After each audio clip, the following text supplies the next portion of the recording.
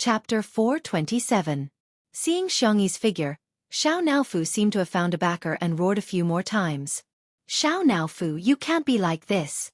Although it was a reprimand, it was very gentle.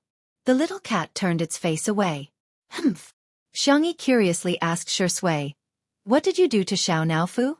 Why is it always so fierce to you? Shui, you teased it and said you'd take it to be sterilized? Xiangyi said seriously, then don't say that in the future. Xiao Naofu is still a baby and its heart is very fragile. You can't hurt it like this. Shui readily agreed. Okay, I'll listen to Sister E. Hearing that the dogman could actually speak human language, Xiao Naofu's icy blue cat eyes widened in disbelief. Xiangyi, then you promise it. The girl raised the chubby, white, and soft little cat. Shui probably didn't expect that there would be a day when he would bow down to Xiao Naofu. The tip of his tongue pressed against his chin in displeasure. After a few seconds he sighed. Xiao Naofu, I won't scare you with sterilization anymore. He had to listen to Tutu's words.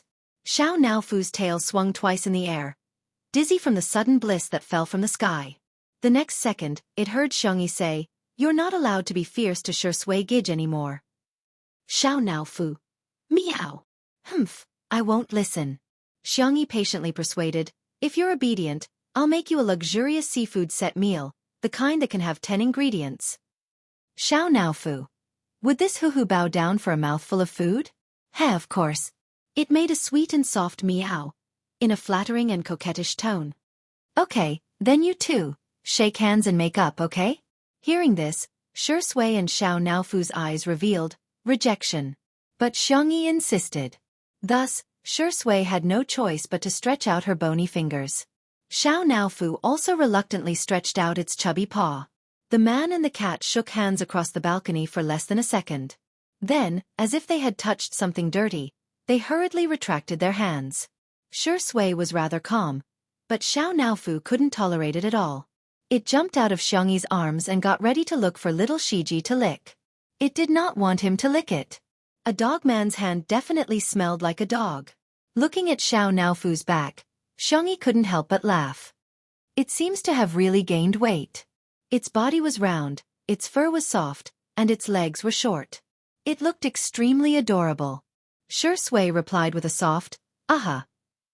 Even he, who didn't like small animals, actually thought that Xiao Naofu was quite cute. But because she was cute, it was more fun to bully her. Smiley face. By the way, this is for you.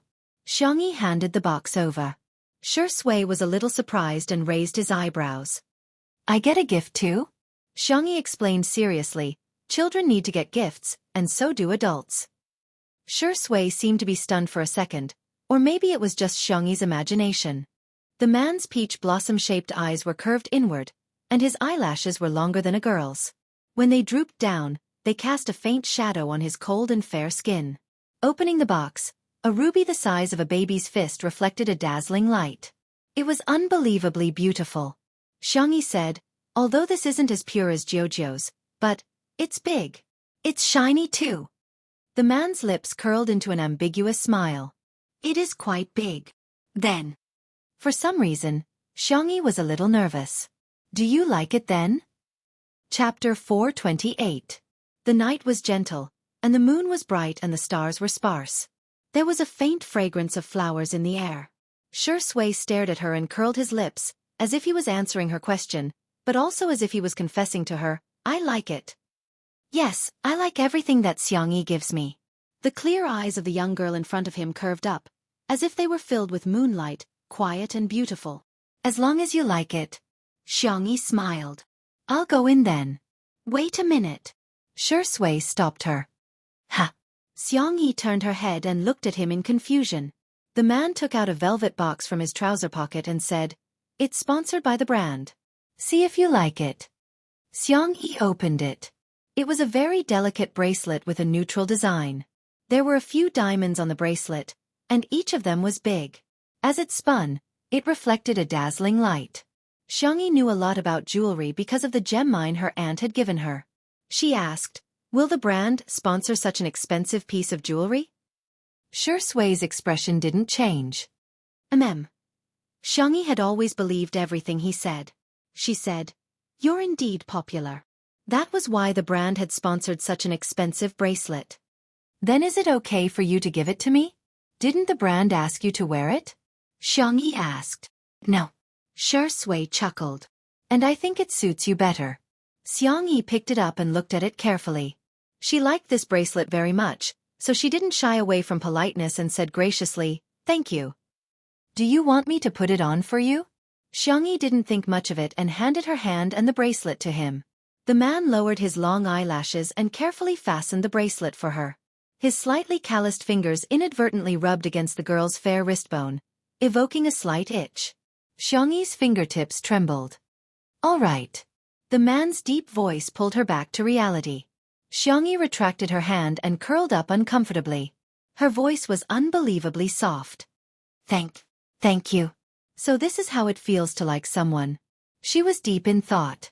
Shui blinked and asked, "In that case, good night?" Xiangyi, "Good night." The two of them said good night to each other, and Xiangyi went back to her room first. Her footsteps were light, and she even skipped a few steps. Shui was still on the balcony with one hand in her pocket. She didn't find the cigarette box, but a lollipop. It was a candy from Tutu. His addiction to smoking was actually very strong. Enduring until now was almost his limit. However, the moment he saw the candy, his eyes were filled with lust. He slowly peeled off the candy wrapper and bit into it.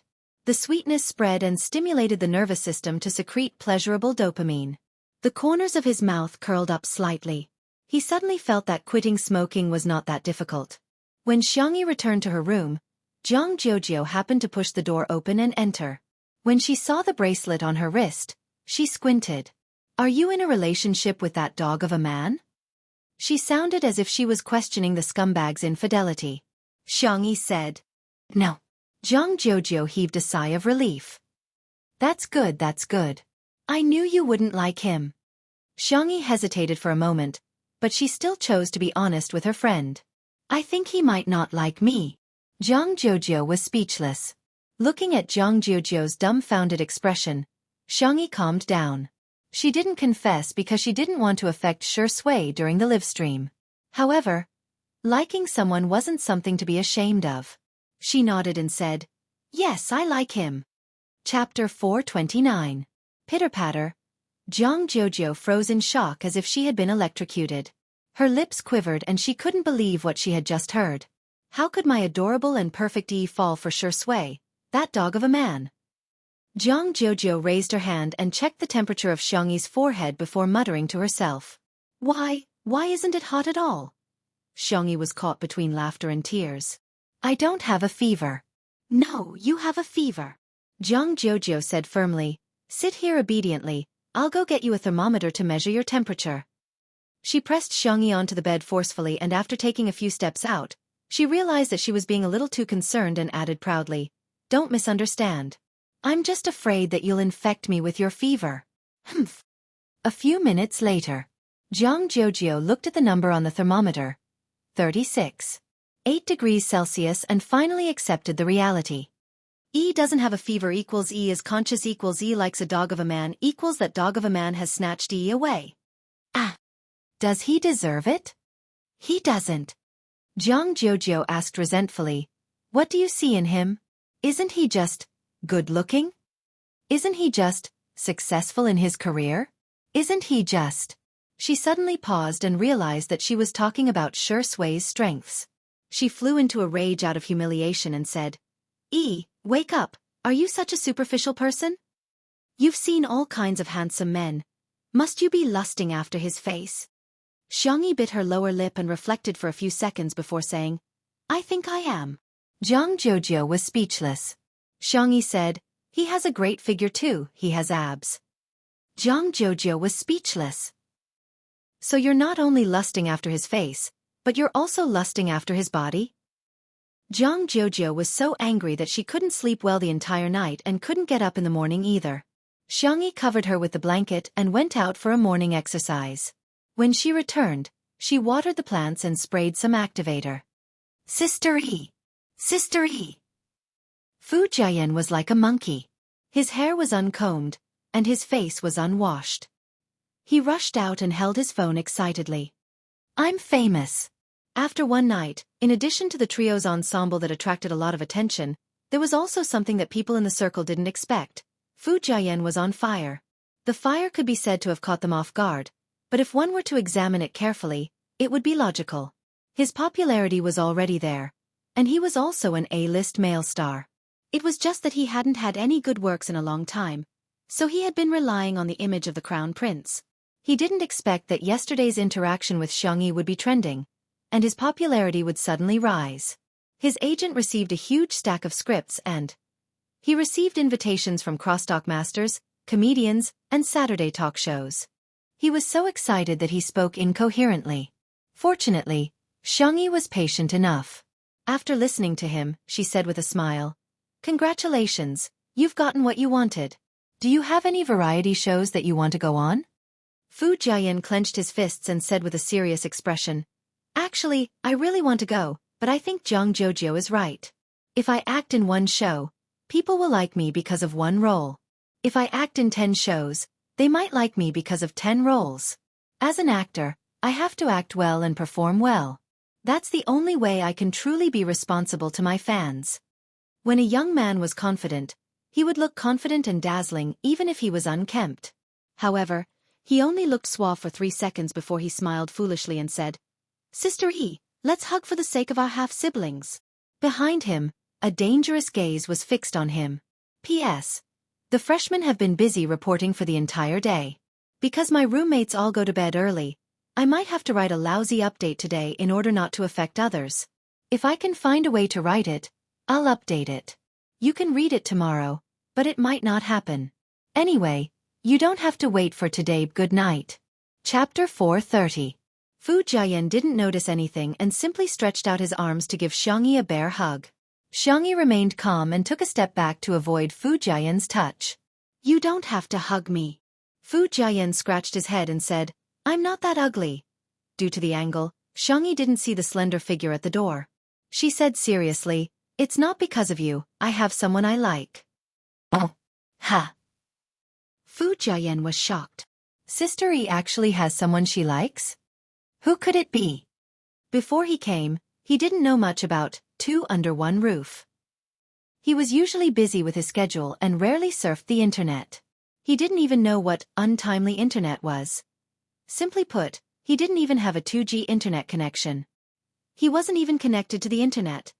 Hearing the girl's calm and gentle voice, Shui tapped her fingertips against the wall, but the rhythm of her tapping was very chaotic. She has someone she likes. Could it be him? Or someone else? Shui realized that she was actually a little nervous. Until, "Sister E, I'm here to pick you up."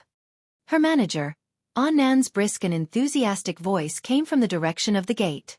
He was carrying a large school bag, dressed in a short-sleeved shirt and jeans, looking like a fresh college student.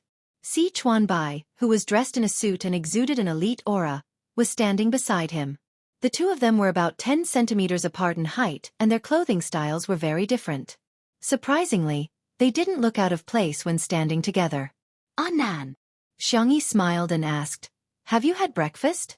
Annan said honestly, "Not yet, my car broke down and Mr. C sent me here." Si Chuanbai, who was beside him, suddenly covered his mouth with his hand and coughed twice. Annan immediately understood. "Mr. C hasn't eaten either." Xiangyi said, "Come in then, I've cooked fish balls and rice noodles." Si Chuanbai smiled and said, "Sorry to trouble you, Miss Xiang." The fish balls were made by Xiangyi early in the morning.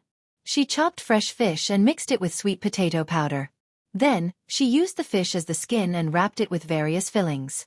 The fish balls were white and shiny, with thin skin and lots of fillings. The rice noodles cooked in the casserole were refreshing and smooth. After putting them into the bone broth, a spoonful of fish balls was poured over, chopped green onions, chili oil, soy sauce, and other simple seasonings. The piping hot fish ball rice noodles was served in front of him. Gulp! Annan swallowed his saliva and suppressed his appetite. He pushed the bowl in front of Si Chuanbai. "Mr. C, please eat first." Si Chuanbai adjusted his glasses and passed the rice noodles over expressionlessly. "I'm not hungry yet." Nan's eyes lit up. Then I'll eat first? Up to you. Oh yeah. Nan cheered in his heart as he picked up his chopsticks and started eating. The rice noodles were slightly chewy, the broth was mellow and warm, and the fish balls were the best. He ate pork fillings, shrimp fillings, mushroom fillings, tofu fillings. Every one of them was delicious. Nan was so hot that he couldn't stop breathing. Phew. Huh. See, Sichuanbai said. Slow down, no one's going to fight with you. Wow, this is delicious. This is delicious too. When it was Sichuanbai's turn, he used all his self-control but still couldn't restrain himself from eating. On the other hand, Fu Jiayan was also eating, without the burden of being an A-list actor. Nan was the first to finish a bowl and made a heart to Xiangyi. Sister Yi, I love you. Xiangyi smiled and made a gesture of catching her heart. Although she hadn't known Nan for long, she felt that the two of them were like best friends. Little did she know that Fu Jiayan, who saw this scene, suddenly looked horrified. Chapter 431. Is the person Sister E likes her manager? Fu Jiayan's chopsticks paused in midair and he paced back and forth between Nan and Xiangyi. Sister E smiled at Nan. Sister E cooked another bowl of rice noodles for Nan. Sister E scooped a large spoonful of fish balls for Nan. The more he looked at it, the more suspicious it seemed. Fu Jiayan made a logical conclusion in his mind. Sister E treats Nan well, which means that Sister E likes Nan. However, in the next moment, the corners of Sichuanbai's mouth were stained with soup. Nan actually took out a piece of tissue and wiped the corners of his mouth. He said in a concerned tone, Mr. C, be careful when you eat, don't drip on your clothes. After all, his suit was so expensive that it could only be dry cleaned. It was very expensive. Sichuanbai's body stiffened. Thank you. Fu Jiayan was speechless. Young man, why are you so gay? Sister E likes me and I like someone else. Isn't this a love triangle? Fu Jiayan, who had imagined a huge drama, was so heartbroken that he couldn't breathe. He felt that it was unfair for Sister E. Sister E deserves better. Fu Jiayan was upset but he had nowhere to vent. Jiang Jiujiu was still asleep and Sichuanbai was the person involved in the love triangle. After thinking about it, he felt that Senior Shi was the only reliable person to listen to him. Unlike Nan and the others who were wolfing down their food, Shi Sui ate slowly. However, he would finish everything that Xiangyi cooked. A man with messy hair suddenly popped up from the side and said sneakily and mysteriously, Senior Shi, do you know who Sister E likes? Shi Sui asked. Huh? Nan. It's Nan. Fu Jiayan said in a surprised tone as if he had discovered a new continent. Why did she fall for Nan? Fu Jiayan said in a distressed tone, she looks like I can do it too. Actually, I quite like her. Shi Sui raised her eyebrows. Really? Fu Jiayan chuckled. Of course. Sister E is so cute. Other than Senior, who wouldn't love her? He had a clear memory of Shi Sui's misogyny. Back then, there was a female extra in the cast who tried to force a kiss on him. She had merely touched his arm, and Shi Sui had vomited. He even vomited a lot. Later on, Fu Jiayan heard the director vaguely mention that Shi Sui's illness was not physical but psychological. There was a hurdle in his heart that he couldn't get over. He had to walk out on his own, or someone had to pull him out. Otherwise, he would have resisted any intimate actions with women his entire life. How great would it be if Sister E likes me? Fu Jiayan was lost in his fantasy. I'll definitely give her all my pay. It wouldn't be fast to get married in a year, would it? As for children, it'd be best if it's a boy and a girl. 2 daughters would be fine, but what about 2 sons? It's worrying. Shi Sui elegantly bit into a fishball, causing the gravy to splatter everywhere. The aroma made him squint slightly. You're right. Fu Jiayan thought he was referring to the children. Hey, Senior, you don't like sons either? Right. Younger daughters are better. Shi Sui suddenly said, I'm also human. Fu Jiayan laughed. Senior, your joke is really cold. Ha, if you're not human, then what are you? Shi Sui was calm and composed. Fu Jiayan's laughter stopped abruptly. Who wouldn't love a human? I'm also human. His gaze was even more horrified. It was the kind of panic that one would feel when they suddenly connected from a 2G network to a 5G network. Chapter 432. Oh my god. Did I find out some big secret? Senior sure actually likes women. And the one he likes is Sister E. So here's the problem. He likes Sister E, but Sister E likes someone else. Doesn't this mean that we're back to the Matryoshka doll mode? A love triangle within a love triangle? It turns out that the one suffering the most is Senior Sure. Beneath his glamorous appearance was a sad man who cried silently in the middle of the night. Fu Jian's gaze towards Shi Sui gradually turned sympathetic. He boldly patted Shi Sui's shoulder and said, "Senior, it's not easy for you either." Shi Sui was confused. On the other side. After breakfast, Annan began to discuss work matters with Xiangyi. This time, Xiangyi was invited to save the day. A popular male celebrity who was originally invited couldn't participate for some reason, so the director of the program decided on Xiangyi at the last minute. "Good girl. I'll go with you for the next 2 days. That program is really tiring, you have to be mentally prepared," Annan said earnestly, wishing that he could take Xiangyi's place and suffer in her place. Xiangyi said calmly, "Do you want to eat dumplings? Wrap them up with meat, vegetables, and other delicacies and chill them for dinner?" Annan was speechless. "I'll eat." "Okay, sit down and wait for me." Xiangyi went into the kitchen and busied herself while Annan sat obediently on the small stool. He felt that he wasn't on a field trip, but a public trip with free meals. After the dumplings were wrapped, Annan took on the task of packing them while Si Chuanbai helped him. Xiangyi simply packed her luggage and pulled it to the bedroom door. Shi Sui naturally took it from her. The man was tall and had long legs, so the height of the suitcase was a little low for him. He lifted it to the highest point and barely reached a comfortable position. "I'll send you out," he said. Xiangyi nodded and walked out while giving him some trivial instructions. "Don't feed Xiao Nao Fu too many snacks. It's time to lose weight. There are still leftover fish balls and dumplings in the freezer. You can make steamed dumplings and curry fish balls with Director Li and the others. Also, the fish tank I bought will arrive in the afternoon. Uncle Wang will send the fish over then. Please take good care of them for me." Shi Sui listened quietly, occasionally nodding to indicate that she was listening. The road to the gate was very long, but it also seemed very short. Shi Sui put the luggage into the trunk with one hand. Xiangyi inexplicably felt a kind of sadness of parting. So this is what it feels like to leave someone important. She thought in a daze. When her brothers left, did they also have such a feeling of loss? Shi Sui's words pulled her back to reality. "Sister E, have a safe trip." "Okay." Xiangyi blinked. "You should also take care of yourself." "I will. I'll be back as soon as I'm done with work." Xiangyi scratched her palm with her fingers, feeling a little itchy and uneasy. "Whatever you want to eat, I'll make it for you." Shi Sui stared at her with a gloomy gaze. Seemingly having thought of something, he smirked and asked, "You can eat whatever I want?" "Yes." "Then it's a deal." His deep voice was warm and pleasant, making Shi Sui's heart skip a beat. "Sister E, you can't go back on your word." Xiangyi's face was pale and she said with a solemn expression, "I won't." Afraid that Shi Sui wouldn't believe her, she stretched out her finger and said, "We can pinky swear." Shi Sui chuckled and was about to pinky swear with her when Jiang Jiujiu yelled hysterically behind them. "Ah, you're not allowed to hold hands." "No, no." Chapter 433. Xiang Yi inexplicably had a guilty conscience. She retracted her hand and hid it behind her back. Jiang Jiujiu didn't even change out of her bare-eared nightgown as she scurried over and stood between the two of them. How can you hold a man's hand?" Xiangyi said, "No, I didn't, I just want to pinky swear with him."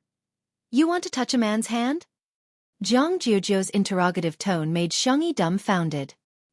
Although there's no causal relationship between pinky swear and touching hands, it seems to be parallel?" Jiang Jiujiu glanced around uneasily and said, "No, no." Shi Sui chuckled softly. He realized that Jiang Jiujiu really didn't know how to lie. Her body language and body language all betrayed her. As her best friend, Jiang Jiujiu of course could tell too. She stomped her feet in anger and exclaimed, You're not pure at all." Xiangyi pursed her lips and didn't say anything. Epsilon Shi Sui said gently, "Miss Jiang, Sister E is about to set off." Jiang Jiujiu snapped out of her trance and asked aggrievedly, "Why didn't you wake me up?" Xiangyi said, I saw that you were sleeping soundly, so I didn't wake you up. However, I've left you some breakfast. It's in the fridge. You can eat it after heating it up. It's your favorite fish balls. Zhang Jiujiu's resentment instantly vanished because of Xiangyi's words. Her ears were red and she tapped the ground with the tip of her foot. Pretending to be indifferent, she said, "So you still remember my preferences. I've always remembered that your favorite meat is fish, your favorite vegetable is kale, and your favorite fruit is mango." Zhang Jiujiu listened for a long time and was satisfied. She then pretended to say, Okay, I didn't ask you that much." After saying that, she glanced at Shi Sui from the corner of her eyes. Shi Sui didn't get angry and simply smiled politely. In contrast, Zhang Jiujiu seemed like an unreasonable child who was looking for trouble. Zhang Jiujiu was mature, steady, and magnanimous. Zhang Jiujiu was speechless. Scheming dog. Anan and Si Chuanbai also came out. "Be good, we should go," Anan reminded. The filming started in the afternoon, and they still had to do their makeup and hair when they arrived. After all, National Mass Workout wasn't as casual as 2 under 1 roof. Only then did Zhang Jiujiu slowly take out a pink purse from her pocket. "Here, this is a peace talisman that I casually asked for. No, it's a free gift that I gave to others when I asked for one. You don't have to take it to heart. It's not something valuable. Just throw it away if you don't like it." Although he spoke proudly, his hands were trembling slightly. He was afraid that Xiangyi would refuse. Xiangyi took it and carefully put it in her pocket. She patted her pocket and said in a gentle voice, "Jojo, I will keep it well." Zhang Jiujiu felt a lump in her throat and she looked away. "Leave then, don't say goodbye to me. I hate hearing those words." Xiangyi tilted her head and thought about it before suddenly giving Zhang Jiujiu a hug. She gently patted Zhang Jiujiu's back. "See you next time then." Zhang Jiujiu's eyes turned red. "You're a man of your word. Whoever stands you up is a dog." "Okay." Fu Jiayan, who came out to join in the fun, was even more confused. Why is there another pair of romance lines? So, it's a love triangle within a love triangle and then a love quadrangle. Si Chuanbai steadily parked the car at the filming location. In the dressing room, a woman's disgruntled voice sounded. Chapter 434. Are you kidding me? What right does that woman have to film the show? Does she deserve to be in the same frame as me? Your production team is really funny. Of all people, why did you hire a D-lister? Another person who seemed to be a staff member said in a humble tone. Sister Yen is right. Teacher Su, please bear with us. Humph. You'll regret it sooner or later. She's a troublemaker. If she causes any trouble, don't expect me to clean it up for her. When she was almost done venting, a sweet and soft voice sounded like the spring breeze in March. Okay, don't make things difficult for her. I'll just be more careful. The staff member was relieved and wiped the sweat off his forehead. Thank you, Teacher Su. You're so nice. Sister Yen said. Forget it, I won't say anything else. Give us the mission card for this episode in advance. Well, the staff member was a little hesitant. According to the rules, they couldn't reveal it to the guests, but when he saw the beautiful face of the young woman in front of him, he was momentarily bewitched. Okay then, I'll send you the electronic version later. Remember, don't spread it. You're so nice. Thank you, let's add each other on WeChat. I'll treat you to a meal when I'm free. What? A superstar actually wants to add a lowly staff member like me? The man suppressed his excitement and scanned the QR code to add Su to me on WeChat. The three of them walked to Xiangyi's exclusive dressing room. Anan pursed his lips and said, Isn't she just playing the good cop and bad cop? Be careful with your words. Si Chuanbai looked at Xiangyi and said, Miss Xiang, it's better to stay away from such people. Xiangyi nodded. Anan's eyes widened. But she's obviously bad-mouthing Xiang Wan. Are we going to keep tolerating it? Si Chuanbai said, There's no practical point in being sharp-tongued. Anan knew that he had a point, but his cheeks were still puffed up with anger. Si Chuanbai pressed the space between his eyebrows helplessly. The jewelry brand that Su Tumi previously endorsed is about to expire. Do you think it's better for us to go over and scold her now and get provoked or snatch the endorsement deal for Miss Yang? Anan was speechless. What? he whispered. Mr. C, you seem to be the villain in a movie. Si Chuanbai raised his eyebrows. This was the first time someone had described him this way. Si Chuanbai patted on Nan's head of colorful hair and said a few words before leaving. Nan stayed behind and accompanied Xiangyi to wait for the makeup artist and stylist. But even after waiting for a long time, there was still no sign of anyone. Nan reacted and stood up with a whoosh. F***CK. You're using this kind of elementary school trick? How shameless. In the entertainment industry, it was very common for competitors to trip each other up. It was his negligence that he didn't think that there would be such a despicable trick. Meanwhile, the stylist was carefully styling Su Tumi's hair. She said carefully, Teacher Su, your hairline is a little high, why don't I put on a few pieces of wig for you? Su Tumi casually played with the manicure that she had just done while Sister Yen retorted, How can you say that? Our decadent beauty is the Barbie of the world. Stylist. Barbie dolls don't have bald heads. However, she only dared to criticize in her heart and didn't have the guts to say it out loud. After a few seconds, Su Tumi said, Make me have more hair than Xiangyi, understand?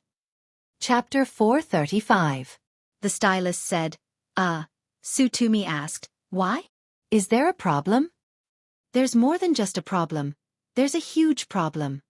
The stylist had watched Two Under One Roof before, so she could tell at a glance whether Xiangyi had any makeup or hair done. She had an amazing amount of hair, which was fluffy, smooth, black, and tough. Regardless of whether she tied it into a bun or let it down casually, she would still look good. To reach her level, it wasn't something that could be done with wigs. The stylist tactfully said that she might have to wear a wig. She initially thought that Su Tumi would give up, but to her surprise, Su Tumi raised her hand and Sister Yen took out several wigs of different colors and lengths from her large backpack. The stylist thought, That works too? Su Tumi's makeup and hair took more than 3 hours to complete. The girl in the mirror had long, chestnut-colored curly hair and exquisite, clear makeup. The pumpkin-colored eyeshadow made her beautiful eyes look exceptionally lively. The stylist already felt that she was beautiful enough, but she didn't expect Su Tumi to be unsatisfied at all. She even suggested that she change the makeup artist and stylist. In the end, even the assistant director was alarmed and personally came over to coax her for a long time. He promised that he would edit Su Tumi's photos frame by frame in post-production. Only then did Su Tumi reluctantly agree to record. The assistant director wiped his sweat and secretly lamented in his heart, Su Tumi is really hard to please.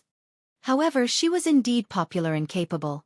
She had won the Best Actress award at the age of 23, and she had a strong family background too. Even he didn't dare to offend her easily. Hence, he had no choice but to coax her. By the way, where's Xiangyi? Is she not done yet? The assistant director couldn't help but feel a little frustrated after being angered by Su Tumi.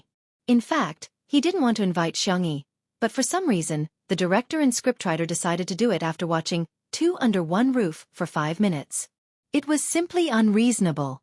One had to know that Xiangyi didn't even have a single piece of work that she was proud of, yet she was constantly on the hot search list. Her brother and grandparents were on the hot search list. Wasn't it all because she was born into a good family? The assistant director looked down on Xiangyi from the bottom of his heart. With the first impression, he instinctively vented his anger on Xiangyi. The assistant hurried over and came back saying, The dressing room is empty. Teacher Xiangyi is not in. The assistant director flew into a rage. What is she doing in the dressing room? What? Was he going to throw his weight around and leave? Then let her go. Does she really think that our show can't survive without her? The assistant said obsequiously, I heard that the stylist and makeup artist arranged for Teacher Xiangyi suddenly fell ill and couldn't come. Could it be because of this? The assistant director choked and quickly flew into a rage out of humiliation. Then wouldn't she have brought her own stylist and makeup artist? If he didn't even have this bit of adaptability, how could he survive in this industry? Why doesn't she reflect on herself? Why do other artists have to find trouble with her? The assistant. He didn't agree with the other party's point of view, but he didn't dare to refute, so he chose to keep his mouth shut. However, the more the assistant director thought about it, the angrier he got. Xiangyi just comes from a wealthy family, but she doesn't have any abilities at all. How dare she throw her weight around? Tell her that if she doesn't appear in front of me within 5 minutes, she doesn't have to come. the assistant director said sternly. In the next second, someone ran over while panting heavily. Ha! Is Teacher Su not ready yet? Teacher Xiang has been waiting at the filming location for a long time. Chapter 436. In an instant, the assistant director's face changed from green to red. It was an exciting scene. The assistant next to him secretly laughed and pretended to be surprised. What? Teacher Xiang's stylist and makeup artist didn't come, did they? The assistant director caught hold of her weakness and questioned. She went barefaced? What does she take National Mass Workout for? It's not a casual show like Two Under One Roof. Artists like her who don't know how to respect others should be banned. The errand keeper was dumbfounded. Is that so? But Teacher Xiang's hair and makeup are very beautiful. There's a man with colorful hair next to her who is helping her touch up her makeup. The assistant said, "Oh, that should be her manager." The assistant director was dumbfounded. Why does the manager know how to do this? Is he trying to steal Teacher Tony's job? His expression was ugly and he was still stubborn. How good can the makeup done by a manager be? I'll go take a look. If it's not up to standard, it'll have to be redone. Everyone at the scene suddenly fell silent, knowing that he was going to cause trouble. The assistant was indignant. It'll take at least an hour or two to redo. Isn't he just deliberately making things difficult for her? However, his words carried little weight and he couldn't say anything. He secretly sighed and prayed in his heart, I hope Anan's skills aren't too bad so that Xiangyi won't be scolded too much. The filming location was Nanqing Gymnasium. The production team had contacted them in advance and there was an area in the gymnasium that was specially cleared today. In order to promote various sports, the production team divided the process into 2 rounds. The first round was to accumulate points through the sports competition, and those with high points would receive rewards that could be used in the second round. The second round was an all-member competition that had many forms, such as tearing off name tags, catching criminals, and so on. In this round, they could use the props or various special cards obtained in the previous round. The first round of the day was archery. In order to make it more interesting, the production team used the method of drawing lots to choose different bows. There were professional recurve bows and cartoon plastic bows for comedic effect. The filming had yet to begin and the scene was chaotic and noisy. However, it was almost effortless to see Xiangyi in the crowd. The young girl's hair was permed into an egg curl and she wore a large red bow on her head, which made her milky white face look even more exquisite. At first glance, it looked like she was barefaced, but in fact, she was scheming. The base makeup was clear and flawless, and the eye makeup was delicate and gentle. There was no heavy makeup on her red lips, but it highlighted Xiangyi's good looks very well. She was unbelievably beautiful. The assistant director was stunned. He had never seen Xiangyi in person before, and the shock he felt at this moment was immense. That face seemed to be born for the camera. Every move was casual and lazy, but it was captivating. Coincidentally, Su Tumi and Sister Yen also came over. Due to Su Tumi's status, the staff nearby hurriedly took the initiative to greet her. As soon as the assistant director turned his head, he saw Su Tumi who seemed to be exuding an exquisite aura from head to toe. However, there was really no comparison. Makeup was ultimately just a superficial appearance. However, beauty lies in one's bones, not in one's appearance. Xiangyi, who had an excellent bone structure, could really defeat Su Tumi with just a little makeup. The assistant director had never felt that his face hurt so much before. Su Tumi stared at Xiangyi with her fists clenched. Why does she have so much hair? Chapter 437. Seeing Xiangyi's thick and lustrous hair, Su Tumi's eyes turned red with envy. When she was a child, she had quite a lot of hair, but ever since she entered the industry, she had to go through a lot of styling and perming. Ordinary people would have their hair damaged after perming and dyeing it 2 or 3 times, let alone perming and dyeing it frequently. Coupled with the stress of work and lack of sleep, Su Tumi became more and more popular and earned more and more money. However, her hair also became thinner and her hairline receded rapidly. Her head could be broken and she could bleed, but she would rather die than lift her bangs. Sister Yen went against her conscience and said, "Indeed, an amateur is an amateur. You can't compare to Decady at all. Decady, you're in such a good state today. Let me tell you, after this episode is broadcast, you're going to gain a large number of fans for your looks." Oh, she's really pretentious. Who is she trying to bluff with a bow and arrow? Not far away, Xiangyi was picking up a cool black recurve bow. Her body was leaning sideways, standing tall and straight, but her shoulders were turned to face the front of the arrow path. She slowly put an arrow on the bow and slowly pulled the bowstring, with a clang. She hit the bullseye. 10th ring. The number automatically popped up on the electronic display screen. Cheers and gasps of shock filled the air. Damn! She's so cool, so cool. Are you kidding me? Are you a professional here to torture scum? Oh my god, Xiangyi is so impressive. She hit the bullseye with one arrow. Sister Yen was speechless. 10th ring? Are you a damn celebrity or a national team player? While she was in a daze, Tsutomu brushed her hair and walked towards Xiangyi aggressively in her white shoes. By the time Sister Yen reacted, Tsutomu had already walked towards Xiangyi, scaring her so much that she broke out in cold sweat. Although Tsutomu was a troublemaker, she was very disdainful of scheming and scheming. She didn't put on airs either and often added everyone on WeChat. In Sister Yan's opinion, she was a little too arrogant and silly. Hence, she often played some tricks openly and secretly. On the surface, she deliberately asked for the mission card in advance today. On the surface, she secretly bribed Xiangyi's makeup artist and stylist. If they got into a conflict in public, it would be bad for public relations. Sister Yen hurriedly chased after her. Xiangyi tried the bow and found that it was still there, so she put it down. Suddenly, there was a sweet fruity aroma beside her. Xiangyi sniffed lightly and distinguished the smell of sea salt, sage, and persimmon. Bright and sweet. She turned around and looked at Tsutomu. Tsutomu's tone was aggressive, but the words that she blurted out made Xiangyi stunned. What brand of shampoo are you using? Xiangyi. ? And what's the brand of conditioner, hair mask, essential oil, and comb? Xiangyi. In Tsutomu's eyes, her blank expression was a silent provocation. Hey, are you going to say that you don't take care of your hair at all? Tsutomu sneered. Do you think I'll believe you? Humph. Forget it if you don't want to say it. I'll find the brand you're using sooner or later. Xiangyi. I forgot some of the brands. Let me look for online orders. Do you need a link? Tsutomu. Yes. By the time Sister Yen trotted over, she realized that the two of them had added each other as friends and were still discussing a topic that confused her. I'll buy it tomorrow. I think I can get 300 to 30 yuan. Sure. You can add on the category coupons and VIP discounts. You can save even more. Really? You're so good at math. Sister Yan's head was filled with question marks. Are you women who lack money?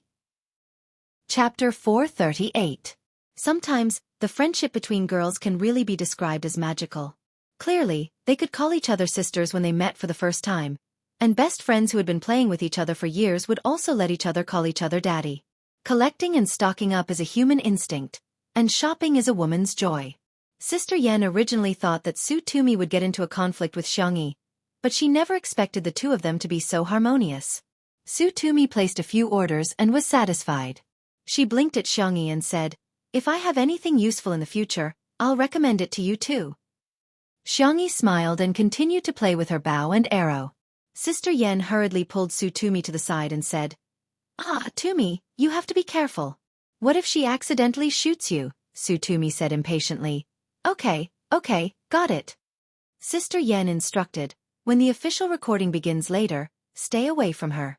You're the main guest for this episode, so she won't get too much screen time. Besides, we still have the mission card. Don't worry, Tumi will definitely come in first place this time.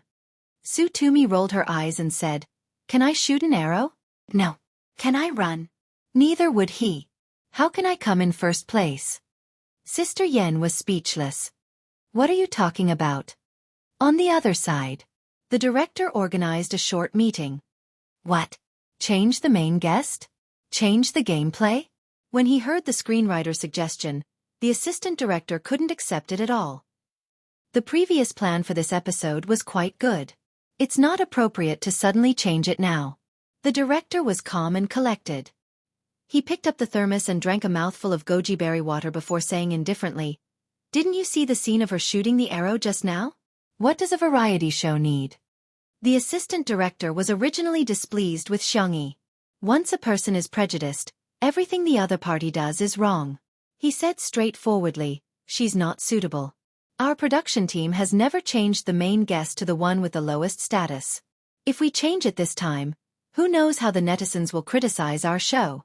You know that the netizens nowadays will boycott whenever they want. I believe everyone doesn't want the reputation of the show that we've painstakingly built to be ruined because of a mistake in decision-making, right?" The director looked at him deeply and didn't criticize him. Instead, he answered his own question. What a variety show needs is a joke, a highlight, and a thrill. With these three, one could rule the world. I think Xiangyi has the potential to be the main guest. The scriptwriter added, "That's right. That's why I suggest that we use the same strategy as in the video game. We should highlight Xiangyi for this episode and let her give the show a different soul." The assistant director was speechless. He felt that the two of them had gone crazy. "It's up to you," he said stiffly. "If it doesn't work, don't blame me for not warning you." The director, scriptwriter, and the others discussed the new game rules and plans in low voices. The assistant director felt indignant. Just wait, they will definitely regret it. Instead of using Su Tumi as the main guest, they went to replace her with an inexplicable woman. It was simply unreasonable. He hadn't realized that he had been ignored by the core members. The official recording began. Ladies and gentlemen, welcome to this week's National Mass Workout. I'm your good friend Xiao Yao. The host was the resident MC Wang Yao, who had acted in many family dramas and was very well known among the middle-aged and elderly. First of all, let's welcome our sister Xiangyi. Outside the venue, Sister Yan's expression changed instantly. Chapter 439. There was an unwritten rule in National Mass Workout, that the first flying guest to be cued would be the main guest of the episode. As the name implied, the main guest would have the most screen time, and even an A-list celebrity wouldn't mind less exposure. Hence, the main guest was a must-have for every episode. Of course, the program team had a high degree of freedom and could choose whoever they wanted. However, Sister Yan had already tacitly agreed that Su Tumi was the main guest, but she didn't expect Xiangyi to be the main guest. It was just like a cooked duck that had flown into the mouth of a detestable person. The several seniors invited for this episode were more relaxed and didn't intend to fight for it. Another popular young hunk and a popular web drama actress looked at each other but didn't say anything. Su Tumi yawned in front of everyone's eyes. Sister Yan was speechless. "Are you sleepy at this time? How can a child of your age fall asleep?" After announcing the guest list, Wang Yao announced the rules of the first round. They would first draw lots and shoot arrows according to the bow they drew. Each person could shoot 10 arrows, and the person with the highest total score would be in first place. "I now announce that the National Mass Workout has begun," Wang Yao said with a grin. Jokes aside, the people present were all celebrities and they couldn't possibly be as obedient as primary school students. Before they drew lots, everyone was chatting, drinking water, studying the target, and discussing the bow. It was a mess. Wang Yao complained incessantly. "Everyone, please cooperate with me. If you don't, I'll be fired." He had a humble character in National Mass Workout, and was known as the host who couldn't control the situation in the entire entertainment industry. The netizens would always despise him while laughing. The variety show was quite effective. Xiangyi took the lead to draw lots. Wang Yao asked mysteriously, "Sister what did you draw? Is it a recurve bow? I think you'll definitely look super cool with a recurve bow." "It's not a recurve bow, but it should be cool too," Xiangyi said confidently, as if she had drawn a god-level weapon. In the next second, she picked up the only cartoon plastic pink bow and arrow on the scene and calmly pulled the bowstring. The girl stood upright and in a standard posture, but the more serious she was, the funnier she seemed. The director sitting behind the camera couldn't help but laugh out loud. The seated player had drawn a cartoon bow and arrow, which was a joke of its own. Soon after, the others also drew horn bows, crossbows, and hilarious slingshots. However, the most amazing thing was that Su Tumi had drawn the most professional recurve bow. The camera caught her dumbfounded expression. Su Tumi carefully picked up the bow and pretended to shoot an arrow. She raised her chin proudly and asked the person beside her, "Does my bow look good?" "Yes." Xiangyi happened to be beside her.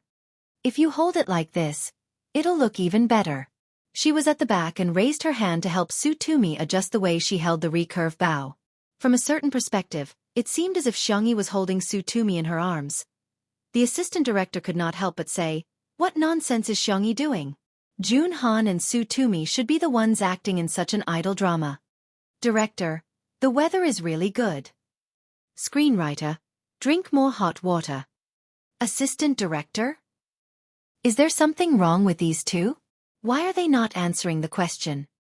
A living person like him was talking. Were they deaf? Chapter 440. Little did she know that when the staff saw this scene, especially the girls, they wished they could shriek like groundhogs. Who would have thought that the combination of soft girl x sweet girl would be so easy to fall in love with? Did I make it clear? Xiangyi asked softly. Su Tumi pursed her lips and said, It's all right. She pulled the bowstring and was about to release it, but Xiangyi pressed her hand down. There was a warning in her eyes. You can't release an empty string. You'll hurt your hand easily. Annan was very good at makeup. He used a brush to gently brush some blush on the tip of Xiangyi's nose, making her look rather pitiful. With such a beautiful face, even if she was a little fierce, she would still be unbelievably beautiful, making it impossible for others to get angry at her. Su Tumi froze for a moment and said awkwardly, "Why are you being so fierce?" Although she said this, she still listened to Xiangyi and slowly let go of her hand, releasing her strength. The assistant director muttered, "What's the matter with those girls? What's there to be excited about?" The director smiled without saying anything. Everyone took turns to shoot. Apart from the young hunk who shot the 7th ring, the others all shot the 3rd ring and 4th ring amateurishly. Some even missed the target. Xiangyi was undoubtedly the most eye-catching. She was given the lightest cartoon bow, so logically speaking, she shouldn't have had any advantage. However, she pulled the string and released the arrow smoothly. 9th ring. Everyone was speechless.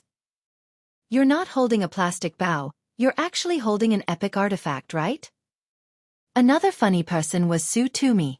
Her archery posture was taught by Xiangyi and she learned it very well. At first glance, she looked very intimidating. However, she would either shoot the 1st or 2nd ring every time. After finally hitting the yellow center, Su Tumi was so excited that she jumped on the spot. "Ah, I hit it!" Sister Yen, who was watching her jump outside the field, was so worried that she would throw the wig away. Xiangyi's gentle voice reminded him, "You're shooting at my target." Su Tumi's smile froze and gradually disappeared. "Ha ha ha!" The director laughed again. The staff couldn't help but laugh. They could almost imagine how much the netizens who saw this scene would laugh in front of their screens. It was the 10th arrow's turn. Xiangyi was already far ahead. She deserved to be first place, with a total score of 81 points. She pulled the bowstring and her doe eyes narrowed slightly. Her long eyelashes cast beautiful shadows, and her jawline was exquisite and superior. The nylon bowstring touched the girl's cherry-colored lips, as if offering a kiss. Then she suddenly let go. Swish! Bang! 2 loud sounds rang out. A bright red number popped up on the LCD screen. 10 points. There was an uproar in the crowd. Xiangyi had actually hit the bullseye with a cartoon plastic bow. However, what was with the second sound just now? A staff member came forward to check the situation. A moment later, he didn't know whether to laugh or cry. Teacher Xiangyi hit the center of the bull's eye, which is the 10th ring of the 10 rings. The pinhole camera's screen shattered. Everyone! An arrow had shattered the camera screen? Even the screenwriter wouldn't dare to write the script like that. Xiangyi said apologetically, "I'm sorry, I'll compensate for it." The director waved his hand and said, "No need, no need. The effect of this segment is very good. Sister E, you're the light of variety shows. Tell the post-production team that I'll edit it myself." There was another uproar at the scene. As a top variety show director in the industry, he didn't need to personally monitor the post-production, let alone edit it. Sister E Rizabai. Chapter 441. The nicer the director was to Xiangyi, the more sullen the assistant director's expression was. Is this considered a slap to my face in public? He's going against me because he doesn't think highly of Xiangyi. At the end of the first round of the competition, Xiangyi came in first place and received a mysterious prop as well as a small gold medal. She opened it and looked at it before putting it back in her pocket indifferently. As for Su Tumi, she came in last place and didn't get anything at all. She might even be scolded by the audience when the program is broadcast in the future. At the thought of the anti-fans who called her bald previously, Su Tumi felt extremely aggrieved and she became listless like a frosted eggplant. All of a sudden, a golden figure appeared in front of her. "This is for you," Xiangyi said casually. She was usually very tolerant of good-looking people. Besides, Su Tumi looked like she was about to cry. Be it because of her upbringing or because she was obsessed with good looks, Xiangyi couldn't remain indifferent. Su Tumi sniffled and asked in a childish voice, "Are you really giving it to me?" "Yes." Xiangyi nodded. The truth was that she left in a hurry today and forgot to bring some candy. She felt a little regretful that she couldn't use her ancestral skills to give out candy. Su Tumi glanced at the medal, looked at her toes, and glanced at the medal again. She did it several times and vividly expressed her desire to take it but was too embarrassed to do so. Xiangyi seemed to have seen through her and stuffed the medal into her hand. "I'll go pull out the arrow." Su Tumi stared at her back in shock. The arrows that they shot out previously were still crooked on the target and there were so many of them that pulling out the arrows became a laborious task. However, it seemed to be a piece of cake for Xiangyi. She gently pulled the arrow out with her fair and slender hand. The popular hunk also came over to try but in the end, he was stunned and couldn't pull it out at all. He only succeeded after using all his strength. The corners of Su Tumi's mouth curled up and she put the medal into her pocket properly. The filming came to an end. The second round of the mission was set to be a real-life counterattack, so they had to change the venue. The artists got into their respective nanny vans and raced against time to rest. Sister Yen was still trying to brainwash Su Tumi. "Tumi, that Xiangyi is obviously up to no good. She just wants to ride on your coattails. Think about it. If a man were to do the act of gifting a gold medal, wouldn't it be greasy? Don't tell me she's trying to set herself up as the alpha leader or something. Don't be fooled by her." Su Tumi fiddled with the small gold medal. The props made by the production team were quite exquisite and it seemed to be made of real gold. She said absent-mindedly, "Don't you think she and I are fated? Sister Yen? My anti-fans scolded me for being bald. Her nickname is Rabbit. Look, this is simply fate." Sister Yen was speechless. "Hey, do you know she really smells good? Her hair smells good, her clothes smell good, and her body smells good too. No, I have to ask her what kind of body lotion she uses." Su Tumi lowered her head and sent Xiangyi a WeChat message. Sister Yen was speechless. "Fine, I shouldn't have had any expectations for this silly girl. She shouldn't have had any." Everyone rushed to the venue of the real-life counterattack and rested for a while. The popular hunk and Su Tumi's fans had all prepared support food trucks. One of them had snacks such as fried chicken and curried fish balls, while the other had drinks such as lemonade and milk tea. There were cheers at the scene. When one is tired from work, food is the best way to heal one. The assistant director ate the fish balls in big mouthfuls and complained in a muffled voice. Tiske, that person doesn't even have a support team. She's really miserable." Before he could finish. Chapter 442. Someone exclaimed, "Wow, there are so many food trucks. Which teacher's fan is this?" The assistant director smacked his lips and said, "They're probably fans of a few seniors. Anyway, it can't be Xiangyi's fan. It'd be weird if she had one. Ha ha ha." No one agreed. In the silence, his laughter sounded especially ear-piercing. Whoosh! The food trucks were arranged nicely. There were coffee, sandwiches, and small cakes. The most amazing thing was that there was even a barbecue truck. Everyone! Barbecue on the spot. Whose fan support is this? What a grand display. The crew members whispered among themselves. On every dining car, there was a small colorful flag in a conspicuous position. On the flag, there were 4 words printed on it: Spicy Tutu. Spicy Tutu? Whose fan is this? I think it's from Teacher Xiangyi's fan base. An uncertain voice came from the crowd. The catering staff on the barbecue truck smiled and said, "That's right, we're Sister Yi's fan support team." In an instant, the assistant director even forgot to chew. His throat slid and he swallowed a whole fish ball. He choked until his eyes rolled back in discomfort. Xiangyi actually had such a luxurious fan support team? How was that possible? The artistes present all had different expressions. They didn't expect a mere Xiangyi to have such great appeal. Anan said excitedly, "Wow, Sister E, your fan club is really awesome."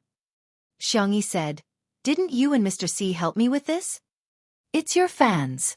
They were all very happy when they heard that you took on national mass workout. Anan showed her the chat history in the fan club. Seeing that someone said that they saved their breakfast money to support her, Xiangyi frowned and said, "These must be very expensive. Calculate how much it costs and help me pay them back." Anan was stunned for a moment. "Sweetheart, this is a kind gesture from the fans. This kind of thing is very normal in the entertainment industry," Xiangyi said sternly. "My fans don't need to spend money on me. I have money." Anan. "All right, sorry to disturb you. I almost forgot that my darling is a Miss Perfect." He scratched his head and relayed Xiangyi's message in the group. The group was instantly flooded with messages.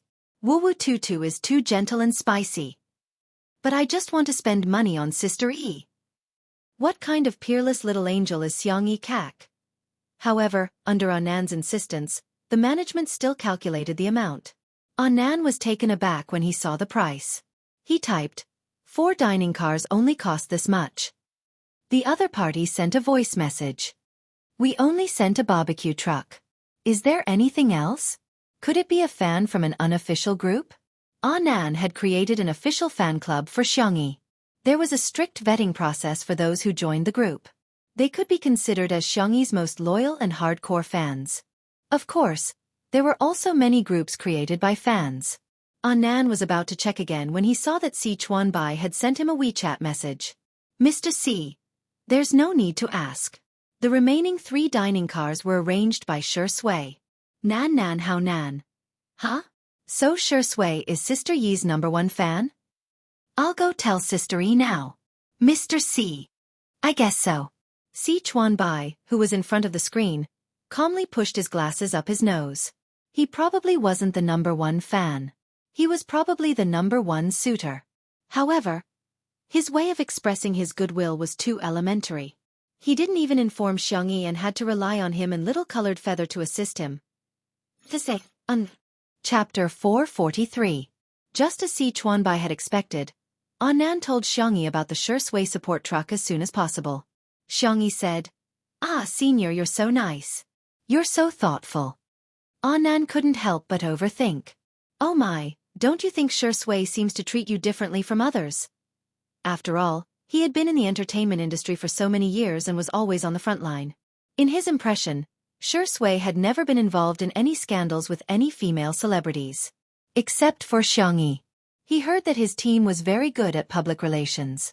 If a female celebrity tried to make him a couple, the post would be deleted very quickly. However, now, there were all kinds of news, gossip, and posts about him and Xiangyi on the internet, but Shi Sui's team didn't delete a single post. Xiangyi asked in confusion, "Hasn't he always been so nice?" Ever since she was a child, Shi Sui had always been gentle and gentlemanly. He was also impeccable when it came to dealing with others and was very popular with her brother. He was also liked by the elders. Anan opened his mouth and said, "I don't think so." While the two of them were chatting, Su Tumi suddenly leaned over and exclaimed angrily, "Xiangyi, why didn't you reply to my message?" Xiangyi said, "Sorry, I didn't look at my phone." "Humph." Su Tumi pouted. She had a sweet and pleasant appearance in the first place, and when she acted coquettishly, it would make one's heart soften. "Tell me then, why do you smell so good?" Xiangyi didn't know whether to laugh or cry. She sent her the link of the body lotion that she often used and casually said, "Do you like sweet perfumes? Give me an address then, I'll send you some homemade perfume later." Su Tumi asked in surprise, "You know how to make perfumes?" Xiangyi said, "I'm an amateur." Su Tumi believed her, but she didn't want to dampen Xiangyi's enthusiasm. After she was rejected when she sent her homemade soap to others previously, she didn't want to make any more handmade products. "Okay, I'll try it then." The two of them chatted for a while and rushed over when they heard the director shouting through the loudspeaker. "Recording countdown. 5, 4, 3, 2, 1. Now, I'll announce the rules of the game this time. This round uses the real-life CS competitive mode. The game is divided into 2 teams, red and blue. There are 2 ways to win. One is to kill all the members of one team, and the other is to take the other team's flag first. Members of both sides, please guard your own flags and try your best to kill the opposing players. The player with the most kills or the greatest contribution will be the individual MVP of this round. That's all. The game starts now. All the artists were blindfolded and brought to different areas. The moment he saw the light again, he felt a slight pain in his eyes. Xiangyi narrowed her eyes and quickly adapted to the light. She began to judge the environment she was in. Before coming here, Annan had changed her hair into a bun. Xiangyi casually broke a branch of a plant, weaved it into a hat, and put it on. She rubbed the toy gun in her hand. It was an imitation of a sniper rifle called the Fall of the Gods, and it even came with a scope. Xiangyi was not in a hurry to look for her teammates. Instead, she first hid the team's flag in a secluded place. In order to ensure the gaming experience, there were no cameramen following them. However, there were cameras all around, and there was one above each artist's head. The sound of footsteps could be heard. Xiangyi skillfully lay prone in the secluded place, loaded the gun, scoped in, and aimed at the source of the sound. The person who came was not wearing the blue team's badge. Bang! Xiangyi fired without hesitation. Chapter 444. The shot was decisive and firm. The girl's long eyelashes fluttered, and her fingers on the trigger were fair and soft. She didn't tremble at all. She shot him in the heart. The blue dye exploded and covered his upper body. The popular little fresh meat, Jun Han, was at a loss. He had a feeling that it was over before it even started. The announcement sounded. Player Xiangyi has killed player Jun Han. Player Jun Han is out. Immediately afterwards, another announcement sounded. The resurrection card has taken effect. Player Jun Han has been resurrected. 2 more lives? Xiangyi raised her eyebrows and was about to fire a second shot when she heard Jun Han hurriedly say, "Sister E, don't shoot, he's one of us." He hurriedly took out the blue team badge from his pocket and put it on. Xiangyi was speechless. So I killed my teammate for the first time? She walked out from behind the tree, feeling a little embarrassed. Sorry, I thought you were on the red team. Jun Han sighed. I deliberately took off the badge to confuse my opponent, but I didn't expect to confuse my teammate. In the director's office, the director laughed so hard that he was almost out of breath. He could already imagine how overjoyed the audience would be when they saw this scene. This little accident was naturally funny and was not something that could be written in a script. Xiangyi and Jun Han walked together. Jun Han was a talent show winner and was very good at business and socializing. Even if he didn't have anything to say, he could still strike up a conversation with Xiangyi. I've watched 2 Under One Roof. Xiao Naofu and little Shiji are so cute. The scene of Shi Sui running with them every day is so funny. It was normal to walk dogs, but it was rare to walk cats, let alone run with them. Xiao Naofu was often as tired as a dead dog and had to stay in Shi Sui's pocket for the second half of the journey. It would stick its head out and pant heavily. Xiangyi asked with a subtle expression, "Running? Did he bully Xiao Naofu?" Stunned, Jun Han said hesitantly, "Sister E, aren't you going to watch the replay?" Xiangyi shook her head. Jun Han was speechless. He felt like he had accidentally dug his own grave. He hurriedly changed the subject. The item I got in the previous round was the resurrection card. What about you, senior? In the previous round, Jun Han was ranked second. Xiangyi. Not yet. She took out a small envelope from her pocket and opened it. There was a card inside. Elimination card. Description. Using this card can eliminate one player. Wow, this card is good. Sister E, keep it well. You might be able to use this to turn the tables, Jun Han said as he leaned towards Xiangyi. He didn't dislike CP fans. On the contrary, he knew what CP fans would bring. Heat. Besides, in the current environment of the industry, even if there were rumors about a couple, it was mostly about female artists. Even if she scolded him, what was it in the face of traffic and profits? However, Xiangyi did not intend to cooperate with him. She quietly widened the distance between the two of them. Jun Han vaguely realized that she was rejecting him, but he refused to give up. He asked, "Sister E, are you tired? Do you want to take a break?" Xiangyi glanced at him. Jun Han didn't know if it was an illusion, but he felt that she was a little disgusted with him. The girl stopped and broke a branch with a crack. She then broke off the branch with her bare hands and handed it to Junhan calmly. If you can't walk, I can use this to pull you. Junhan? Did she interpret his concern as her stamina being poor? It's not convenient to carry you. How about I carry you?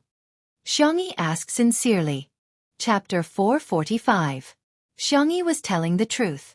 Although she was stronger than ordinary girls and knew how to use her skills, Junhan was still tall and it would be more troublesome to carry him on her back. However, it would save her a lot of effort to carry him. Junhan forced a smile and said, No need. Xiangyi's eyes were clear and bright. Can you? Can you persist? If you can't, don't force yourself. Junhan exclaimed, I can really. Xiangyi shoved the branch to him and said, Then use it as a crutch. If necessary, you can use it as a weapon. Junhan was obviously much quieter during the rest of the journey. Gradually, 5 players were eliminated. There were 3 people left in the blue team and 2 in the red team. The players in the red team were all eliminated by Xiangyi. Junhan was also able to witness Xiangyi's terrifying hit rate. All of them were shot in the heart without exception. He suspected that if it weren't for safety considerations, Xiangyi might have shot him in the head. Passing by the water source, the 2 of them successfully met up with their third teammate, by Wuxia. At the same time, Su Tumi screamed from not far away, Don't come over, help! Bai Wuxia was considered a respected senior. Although he wasn't very popular now, he had a high status in the circle. He said, This isn't a trap, right? A honey trap to lure the enemy in. Xiangyi said with a solemn expression, I'll go take a look. Bai Wuxia said confidently, Xiangyi, you don't understand. You'll fall into their trap as soon as you go. You're the sharpshooter of our team. If you fall into their trap, how are we going to win? Junhan hesitated for a moment, but he didn't refute, tacitly agreeing with Bai Wuxia. Although it was a variety show, the audience admired the strong. Who wouldn't like to be on the winning side? Xiangyi's attitude was very firm. I'll go take a look. Winning or losing is just a game, but what if Su Tumi is really in danger? The young girl's footsteps were light as she scurried towards the source of the sound. Bai Wuxia and Junhan looked at each other and had no choice but to follow her. Su Tumi was very unlucky today as she didn't run into any teammates, but she was lucky enough to kill 2 players. She proudly hummed a little tune and accidentally walked into the depths of the forest. Suddenly, a man emerged from the bushes. His clothes were tattered and his eyes were fierce. Su Tumi initially thought that it was the plot arranged by the production team, but in the blink of an eye, she realized that something was wrong. There were dried bloodstains on the man's clothes. It wasn't something that could be dyed with those prop pigments. It was real human blood. Su Tumi reacted and stumbled forward. As soon as she ran, it was as if she had ignited some kind of danger signal. The man behind her quickly chased after her. It was as if a beast had locked onto its prey. Su Tumi was even more certain that this person was definitely not arranged by the production team. She screamed with all her might and gestured to every passing camera, hoping that someone would come and save her. In the director's office. Seeing this scene, the director and the others turned pale with fright. They hurriedly ordered more than a dozen staff members to rush over. This person can't be a fugitive, right? The assistant director gulped, his palms sweating nervously. If something happens, our program will be finished. The director's Adam's apple moved and he wanted to bear with it, but he couldn't.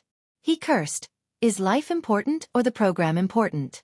Can you be a damn human? The atmosphere was tense and everyone felt as if there was a sword hanging in their hearts. They were so nervous that their palms were sweaty. Chapter 446. Someone suggested, Aren't Junhan and the other artistes nearby? Why don't we let them rush over first? However, someone soon retorted, How can we do that? What if that man has a weapon? It's too dangerous.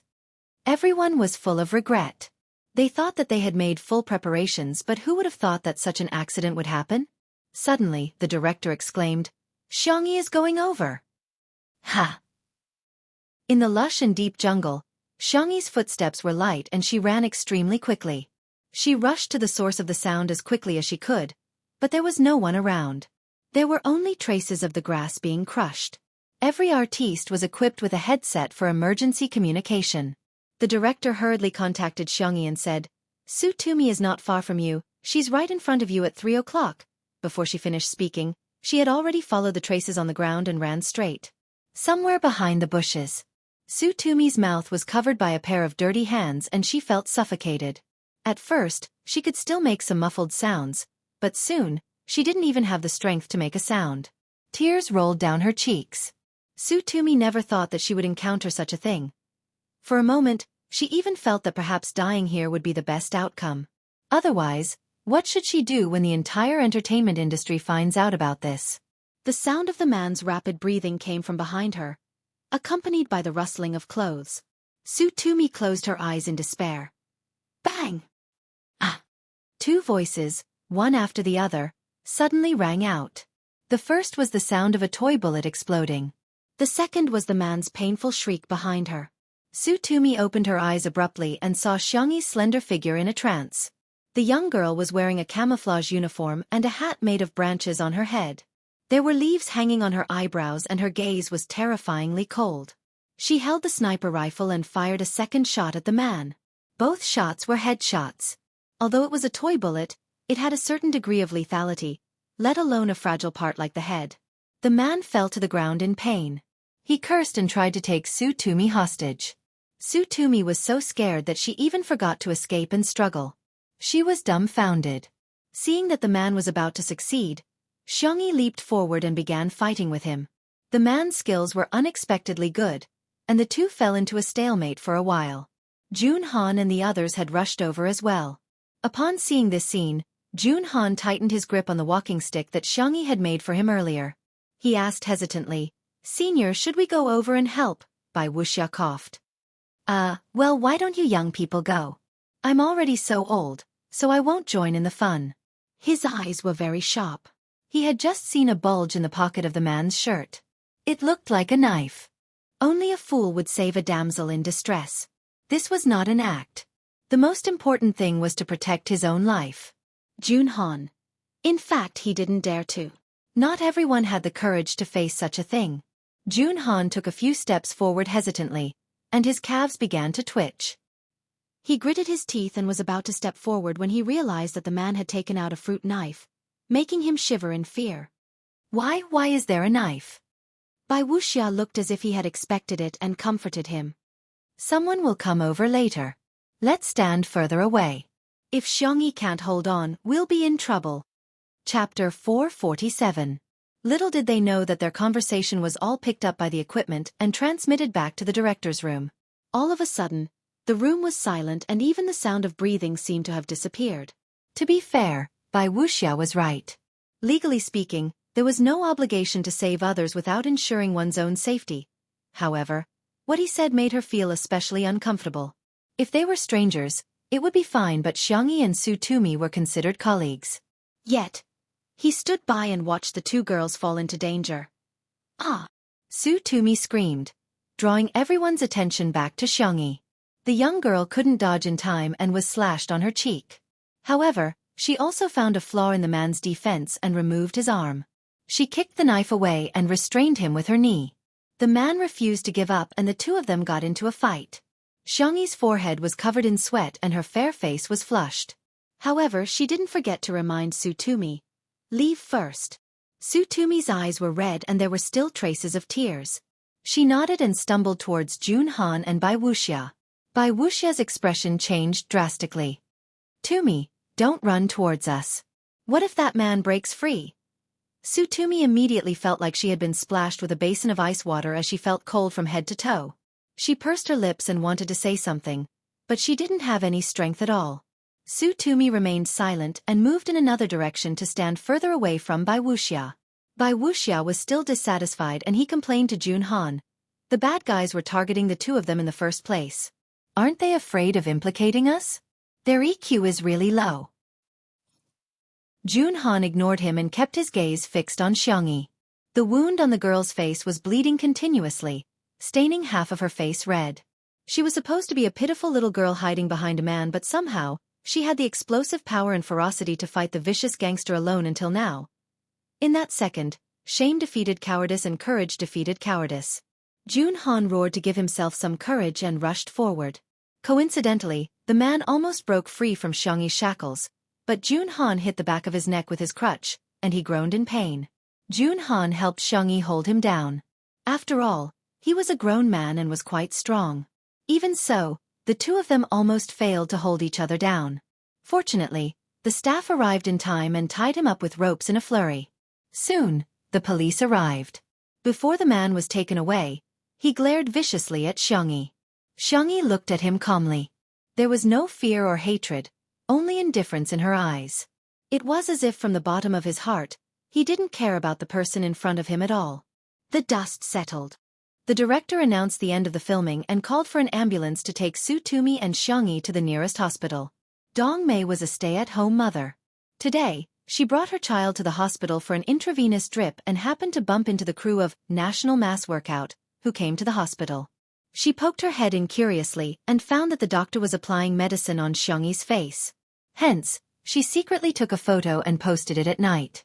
Meihua Xiangzi Kohanlai. I'm really speechless. Are celebrities superior to others?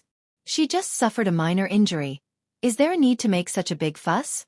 I also asked around and found out that this celebrity is called Xiangyi. I've never heard of a small-time celebrity, let alone a major one. I'm furious. Chapter 448. Because this Weibo post included Xiangyi's name, there were dozens of comments in less than 2 minutes. I'm dying of laughter. It's just a minor injury.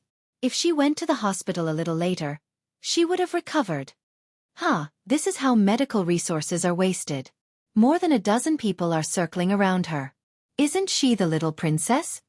Blogger, you're calling her a small-time celebrity. Be careful that her fans don't come and bite you. Her fans think she's an A-lister. There were also some spicy Tutu fans who noticed this Weibo post and raised their own doubts. Celebrities are humans too. If ordinary people can go to the emergency room, can't celebrities do the same? Look at the schedule posted by the official fan club. Sister E is filming National Mass Workout today. For example, if you get injured at work and your colleagues accompany you to the hospital, what's wrong with that? Sister E injured her face. Even if she's not an artiste, it's still a big deal for an ordinary girl to have her face injured. There are only 2 doctors and nurses among the dozen or so people. The others are obviously staff. How can they criticize her? Dong Mei paid the fee and opened her Weibo account excitedly. She had never received so many comments on her Weibo posts in the past. Now, she saw that there were hundreds of comments below, and there were also fans and haters arguing fiercely. She felt as if she had suddenly gained a sense of existence and many people were paying attention to her. Her vanity was greatly satisfied. Hence, Dong Mei posted 2 more Weibo posts. Meihua Xiangzi Kahanlai. I heard from other patients that they even used a stretcher. I wonder why someone with an injured face has to sleep on a stretcher?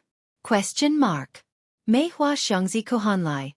I bumped into by Wuxia when I was paying the bill. He doesn't look old at all. He's still as elegant as ever. He's especially charming. TSK, the entertainment industry is still the best. He'll even take the initiative to help the younger generation pay, unlike some small-time celebrities who wish they could wrap themselves up like mummies. These 2 Weibo posts aroused the anger of many netizens. Through the screen, the netizens attacked Xiangyi, other celebrities, and the culture of the entertainment industry, as if everyone was a judge. Dong Mei enjoyed the dense comments with relish. She even ignored her son who told her that he was thirsty and wanted some water. After Su Tumi's diagnosis came out, she was greatly shocked and needed to rest well. Jun Han also suffered some scratches. On the contrary, Xiangyi was the one with the most serious injuries. There were bruises on her arms and knees. Her left wrist was slightly fractured. The skin at the corner of her mouth was cut. There was also a knife wound on her face. Little girl, your wound may leave a scar. The doctor sighed. He heard about Xiangyi's heroic act and felt that it was a pity. But he was afraid that Xiangyi would be sad, so he comforted her. But don't worry, the medical technology is very mature now. If it's done well, there won't be any scar. Xiangyi thanked him and handed a tissue to Nan with her right hand. She said helplessly, all right. Don't cry. She didn't cry, but Nan cried miserably. Moreover, he was wailing loudly. Oh my God, you scared me to death. It's all my fault, I should have stayed with you. Wah wah wah wah. He burped, feeling both funny and sad. Xiangyi, I'm really fine, it doesn't hurt at all. I've suffered much more serious injuries in the past and I didn't even cry. In the next second, a slender and tall figure appeared in front of her. Xiangyi suddenly felt a little pain. Chapter 449. Shi Sui strode into the emergency room and saw Xiangyi sitting obediently on the treatment chair. Her eyes were clear and bright as she looked at him quietly. The heavy stone in his heart finally fell to the ground. He subconsciously heaved a sigh of relief. However, when he saw the gauze on Xiangyi's face and wrist, his brows furrowed. The man's Adam's apple bobbed. Words of concern were on the tip of his tongue, but he didn't know how to say them. All the formalities and etiquette had lost their effect in front of her. Instead, Xiangyi spoke first. Her voice was soft and tender. Shi Sui. Shi Sui suppressed his fluctuating emotions. Yes. I'm hungry. The girl was a little aggrieved. I miss Xiao Naofu. The softest corner of her heart felt as if it had been bumped lightly. There was an indescribable sourness and warmth. Shi Sui raised his hand and rubbed her hair. I left a tablet in the living room. You can video call Xiao Naofu. I'll go buy you some food. Xiangyi was stunned. Does he know that Xiao Naofu isn't an ordinary kitten? As if seeing through her thoughts, Shi Sui whispered, This is our little secret. Thump thump. His heart was beating wildly, as if fireworks were being set off. Bang bang bang bang. Xiangyi's expression was still calm, but the tips of her crimson ears betrayed her. Shi Sui went to buy food while Xiangyi was in the lounge. She made a video call.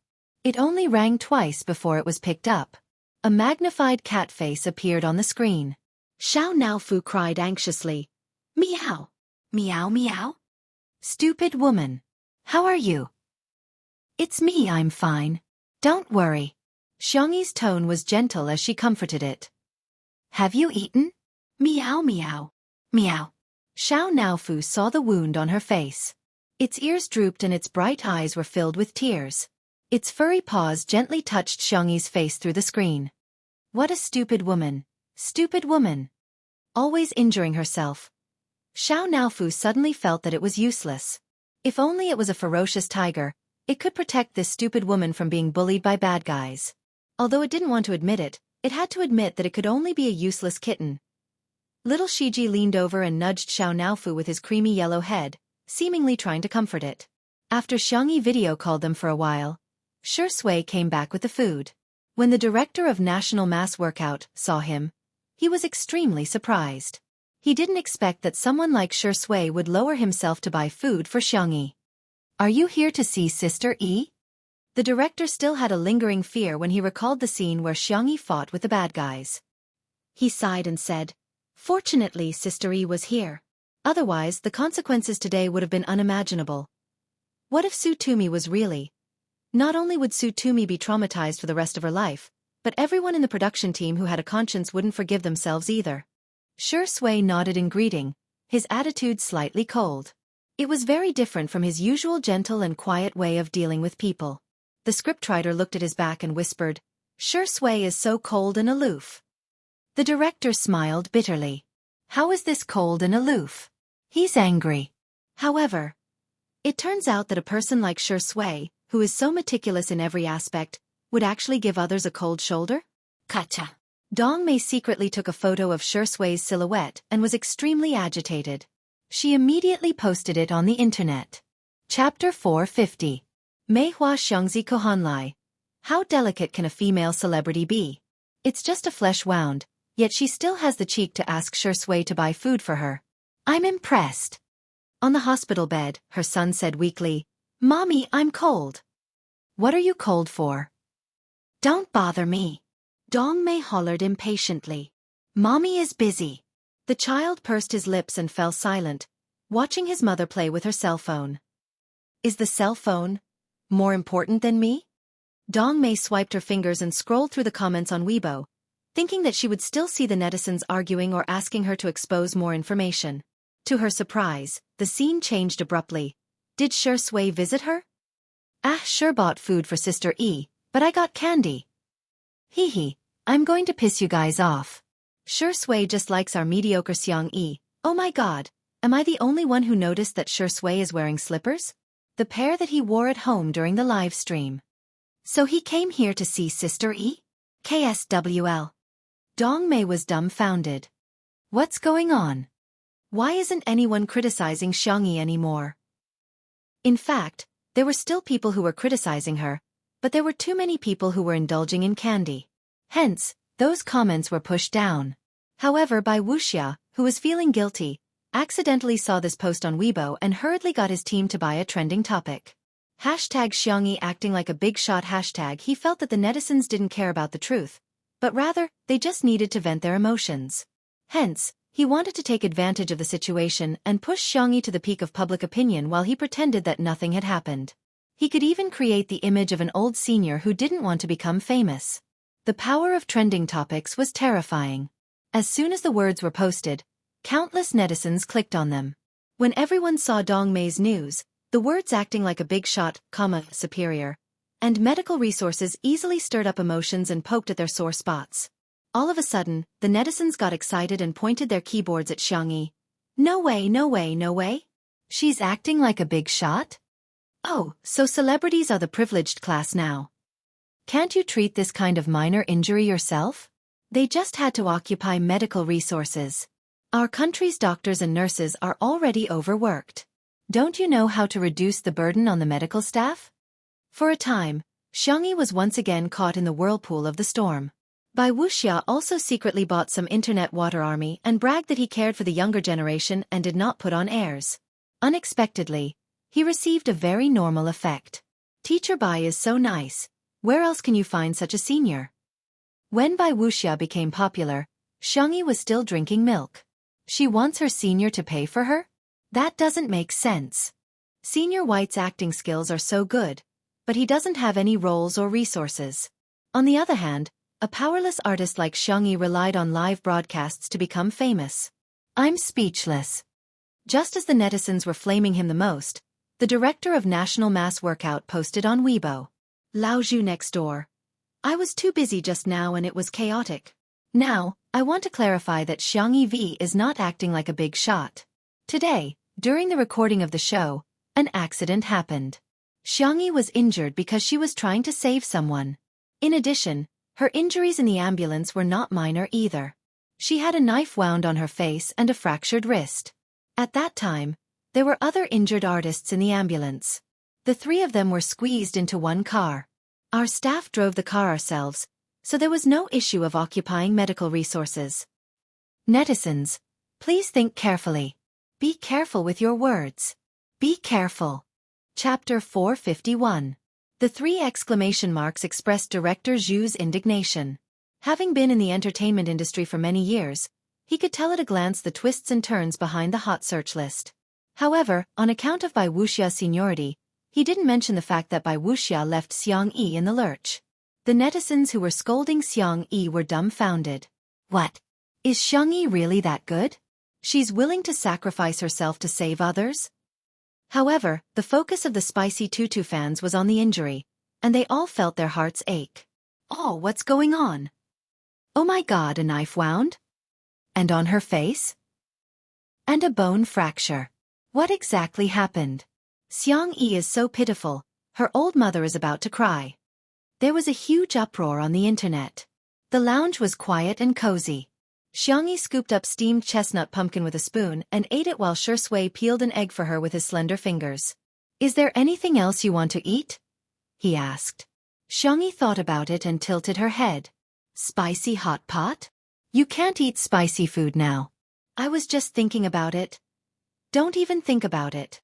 Shui handed her the peeled egg. Xiangyi was both upset and angry. She bit off half of the egg in one bite and choked until her face turned red. Fortunately, Shui poured her a glass of warm water in time. Eat slowly, he said in a helpless and doting tone. Xiangyi paused and changed the subject in order to hide her embarrassment. When did you find out about Xiao Naofu? Shui raised his eyebrows. Isn't it obvious? Which kitten knows how to act and is so good at acting? Xiangyi was speechless. That's true. What else do you know? Xiangyi asked tentatively. She was just asking casually, but to her surprise, Shui looked at her deeply and said, The you from last year wasn't you, was it? Xiangyi was speechless. Her eyes widened in shock. He can tell? Shui said gently, after all, I'm a professional at acting. Many things could be acted out, but what was acted out was ultimately just an act. It wasn't completely real. Xiangyi recalled the scene of her transmigration and felt a little guilty. That me. Did I do anything to you at the hotel that day? Shui slowly picked up an apple and peeled it. There was a hint of teasing in her lazy voice. Sister E, do you think that you will succeed? He threw the question back. Xiangyi panicked even more. No, it can't be that something really happened, right? Are you okay? Were they bullied? Was she taken advantage of? Have you been wronged? The handsome man had a pair of deep and charming peach blossom eyes. Sister E, what are you worried about? Are you afraid that I'm not clean? Xiangyi's ears began to turn red as soon as she heard his flirtatious words. That's not what I meant. Cleanliness or not, it's all the shackles of the secular ethics. It shouldn't become prejudice and be taken to heart. Whoosh, Shui closed the distance between the two of them. His eyes were pure black as he stared at the young lady in front of him without blinking. So, Sister E, what you mean is that no matter what kind of person I am, Sister E won't mind? Xiangyi vaguely felt that his words were a trap. However, she trusted Shui too much and instinctively replied with a soft, yes. Then, what if I'm a bad person? Shui asked with a smile. Xiangyi retorted instinctively, no, you won't. You're very, very good. Then, she saw the man in front of her curl his lips. What should I do? I don't want to be a good person at all. Chapter 452. Ha! Xiangyi's eyelashes fluttered. Before she could react, her eyes were covered. It was a sudden darkness. Shui. She called out to him in confusion. There was doubt in her voice. But she was not afraid. Shui paused in his movements. You. Xiangyi bit her lower lip and hesitated for a few seconds before asking, are you going to kiss me? Shui was speechless for a moment. Although he wanted to be a bad guy from the bottom of his heart, after being exposed, he felt a little embarrassed. The rational person in his heart and the devil person were in a fierce confrontation. Xiangyi's face was completely red. Even her voice was trembling, but she still pretended to be calm and indifferent. Then you can kiss me. Bang. It was like fireworks bursting in the sky at the end of the century. Her heart was racing at the speed of a 100-meter dash. Her ears were filled with chaotic noises. For a moment, time seemed to have stopped. Shui's clear throat moved. His voice was a little hoarse. Sister E, do you know what you are saying? Xiangyi said, Anan told me a phrase recently. I think it makes sense. I think I'm a little like an old pervert. Shui was stunned for a moment. After a moment, he laughed involuntarily. You're really... Whoosh. Her heartbeat slowed down. It was as if she had rolled on cotton candy in the clouds, wrapped in sweetness. Xiangyi waited for a long time, but he did not kiss her. She was a little nervous. She felt that Shui treated her differently. But she was not sure how much Shui liked her. Was it the same as her, or was it different from her? But now, he was not even willing to kiss her, so it might be the latter. Because of the visual barrier, what she did not know was how hot and lustful the man in front of her was at this moment. He wanted to eat the little rabbit in front of him. He did not want to be a good person. Yet, he wanted to be a good person for her. Shui leaned close to her ear, and the warmth of his breath fell on the girl's slender white neck. Do you like me? Xiangyi said calmly. Yes. Not a fan of mommies? I'm sorry, I've become a fan. It was dark in front of her, but her hearing was magnified. She keenly heard Shui's low and deep laughter. He said, Sister E, then I'll take it as you confessing to me. Xiangyi. Was there something not quite right? There's no need for that. Shui's words made Xiangyi's heart sink to the bottom of the valley like a roller coaster. Then, there was a turn of events, as if he had ascended to the clouds. Wifey fan, do you want to try? Xiangyi suddenly pulled his hand away. In a moment of carelessness, she used her own broken hand. The pain made her suck in a breath of cold air. Shui frowned slightly and pressed down on her restless hand. Don't move. The girl's doe eyes were bright. Do you like me? Shui did not answer. Clearly, in countless movies and dramas, he could confess to unfamiliar actresses. But at this moment, facing Xiangyi, he felt embarrassed. He looked a little helpless, licked the corner of his mouth, and was about to say something when he heard Xiangyi say firmly, "You like me?" She used a statement, which was firm and full of courage. Shui was infected by her, and there was a happy smile on his face. "Yes, I like you, and you like me too." Xiangyi coughed and raised her chin proudly. "Then we are in love with each other. Then, do you want to be my boyfriend?" Chapter 453. In the lounge, it was so quiet that only the sound of each other's breathing could be heard. Even the air seemed to have been tainted with a hint of sweetness. Xiangyi asked too frankly. Probably because of her upbringing, she never felt that love was something that couldn't be said out loud. Love was meant to be expressed. Actions and words were both ways. Shui also answered naturally. "Okay," he paused and smiled. "But I should be the one to say this first. Xiangyi. Then let's pretend to do it again and you confess to me." A sly look flashed across the girl's eyes, like a little fox. But it was especially cute. Shui was especially cooperative as he straightened his tie and cuffs in a serious manner. He even picked up a rose from a vase and said in a very ritualistic manner, "Xiangyi, would you like to be my girlfriend?" Xiangyi nodded her little head. Okay, boyfriend." The girl was childish, and her smile was pure and bright. Shui picked up a half-peeled apple and was childish with her. "Girlfriend, do you want to cut the fruit into small pieces?" Xiangyi gestured with her hands. "Boyfriend, I want it this big." The two looked at each other and couldn't help but laugh at the same time. Shui quickly peeled the apple, and the skin was not broken at all. Xiangyi sat on the bed wrapped in a blanket, eating the apple that Shui fed her, and her happy little legs dangled in the air. When Anan came in, he saw her sweet and silly smile. How did Sister E become so stupid? Anan strode forward and reached out to touch Xiangyi's forehead. "Good girl, do you have a fever?" Before he could touch the corner of the girl's clothes, his hand was stopped halfway by a pair of big hands and tightly shackled. Shui said neither too fast nor too slow. "There are differences between men and women." Anan blurted out, "You're already in the same room as Sister E. Aren't you a man?" "He's my boyfriend." After Xiangyi said that, she felt like a show-off. She shyly wrapped the blanket more tightly. "Anan?" His eyes widened as he looked at Shui in disbelief. Just like that, Shuringdi was promoted. It took a few minutes for Anan to accept this reality. He gulped and said, "Good girl, if your brothers find out, what are we going to do? What will they do to Shuringdi's legs?" Crack. He made a gesture to interrupt. Xiangyi said, "No, I'll protect him." Shui smiled. "Thank you, Sister E. It's great to have Sister E around. It's normal for a girlfriend to protect her boyfriend."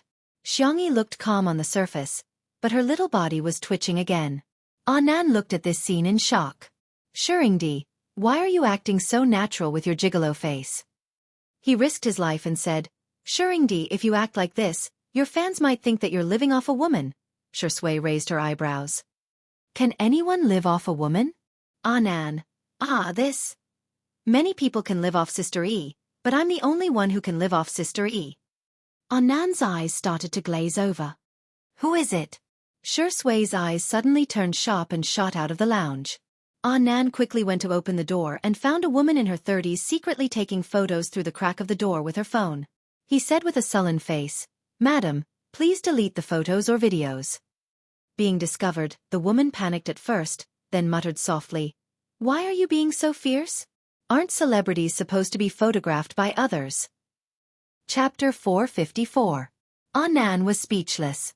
"Maram, celebrities also have their personal time and space. You're violating their privacy and portrait rights." Dongmei saw that the other party wasn't tall and had colorful hair. He looked like a hooligan, so she didn't take Anan seriously. She lied through her teeth. "I didn't take any photos, I was just looking." "Who took any photos? Don't talk nonsense and slander people. Which law says that ordinary people can't look at celebrities when they meet them?" Anan took a deep breath and resisted the urge to pull her hair. He tried his best to calm down and said, "Give me your phone." You can leave after I delete the photos. Dong Mei's eyes darted around and she had to stir things up. My phone is my private property. Why should I give it to you? You're invading my privacy. Don't come over. Someone, nurse. Someone is robbing me. Nan was so angry that his head was buzzing. She was allowed to invade other people's privacy, but it was a crime for other people to legally defend their rights? He had never seen such double standards. Her voice was loud and the commotion was too loud. A nurse immediately rushed over to understand the situation. Dong Mei made the first move. It's him. Nurse, look at his hooligan appearance. He even wants to snatch my phone. Your hospital service is really bad. How can you let such a person in? Nan was speechless. The nurse had a headache and could only persuade both sides. Nan was still arguing, but when he turned his head, he found that the woman had sneaked away. F***ck. What kind of person is this? The difference between people is bigger than the difference between a human and a dog. Damn it. Si Chuanbai had just gotten out of the elevator when he heard a certain little girl with colorful hair swearing. He coughed lightly. The next second, Nan quickly changed his words. His mother's mother is called grandma, and his father's father is called grandpa. Si Chuanbai's eyes were full of smiles, but on the surface he still looked like a serious elite. What happened? Nan reluctantly recounted the whole story. Si Chuanbai frowned. I'm afraid that woman didn't secretly take 1 or 2 photos. Not long ago, a Weibo post was trending. Fortunately, Director Zhu came out to clarify. This hospital was located in a remote area, and there was not much traffic. He refreshed his Weibo. Sure enough, the other party had updated his Weibo, and his words were full of sarcasm. Meihua Xiangzi Kahanlai. Oh my god, I can't stand how pretentious this female celebrity is. She even needs her assistant to feed her when she eats. What was even weirder was that there was a little hooligan beside her. His hair was dyed in different colors and he looked like a delinquent. I only took a few photos, and he actually scolded me. Luckily, I was quick-witted and insisted that I didn't take any photos. He couldn't do anything to me. In addition to the text, she also attached a few pictures that she had secretly taken. Dong Mei was proud of her cleverness. She had set the settings that she could only comment if she followed someone. Now, her Weibo followers had increased from dozens to thousands. She was very excited. If it could rise to tens of thousands or hundreds of thousands, wouldn't she be able to become famous on the internet just by scolding celebrities? How could he earn money while lying down at home? She didn't expect that she would fail this time. And it was a thorough search. As for the untimely couple fans, they welcomed another wave of celebration. What assistant? This is Shering D. Shering D is feeding Sister Eahhhh. I'm dead. Why are you feeding her with your hands? Use your mouth. Use your mouth. Do you hear me? Chapter 455. The group of fans chewed on the candies and screamed like groundhogs. This couple must be the most genuine couple in the entertainment industry, right? The sweetest, right? It's not a loss to invest in them. Shui Sister and Spicy Tutu's fans felt a little strange. Most people hoped that Shui and Xiangyi would be beautiful on their own, but the two of them were so close. They really couldn't help but think about it. Could it be? Something's really going on? For a moment, the fans of both parties were discussing what to do if this couple was real. In addition to the couple, Dong Mei was also ridiculed by a large number of netizens. I'm dying of laughter. You don't even know who Shui is and you keep calling him an assistant. You're twisting the facts, you know? Nan's little colorful hair has offended you. It's clearly very artistic. Even ordinary teachers can't dye it that way. The blogger's smug face is really disgusting. Xiangyi is a celebrity, but she's also a patient. Other things aside, secretly taking photos of her is really tasteless. Looking at the abusive comments on the screen, Dong Mei's expression froze. Public opinion on the internet changed rapidly. 1 second, they would praise you to the heavens, and the next second, they would trample you into the mud. Those who used public opinion as a sword to kill would definitely die by the sword. She deleted the latest Weibo post dejectedly, trying to pretend that nothing had happened. Unexpectedly, the netizens scolded her even more fiercely. You're feeling guilty already. Are you there? Why aren't you jumping out and prancing around? Are you visiting your mother's grave? Secretly taking photos is illegal. Be careful. Tutu Brother V's lawyer's warning letter. Dong Mei panicked and trembled as she typed. Mei Hua Xiangzi Kohan Lai.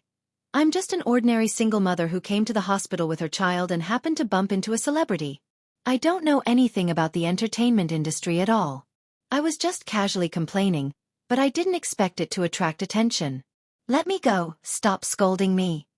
As soon as this Weibo post was posted, some people's hearts softened when they saw the word single mother. They were all humans and had compassion. At the thought of a woman raising a child, it was indeed not easy.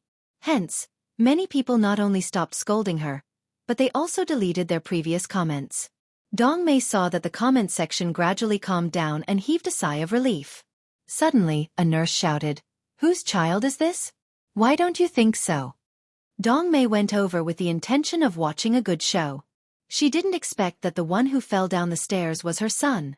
The child's knees were bruised and his palms were scraped. The drip bottle was broken and the needle in his hand was bleeding again. It was a shocking sight. The nurse was carefully removing the needle for him. "Mommy, I'm not in pain." The child's eyes were wet. "I can't find you. Where did you go?" The surrounding people looked at him strangely, as if they were silently criticizing him. A fire of annoyance rose from the bottom of Dong Mei's heart.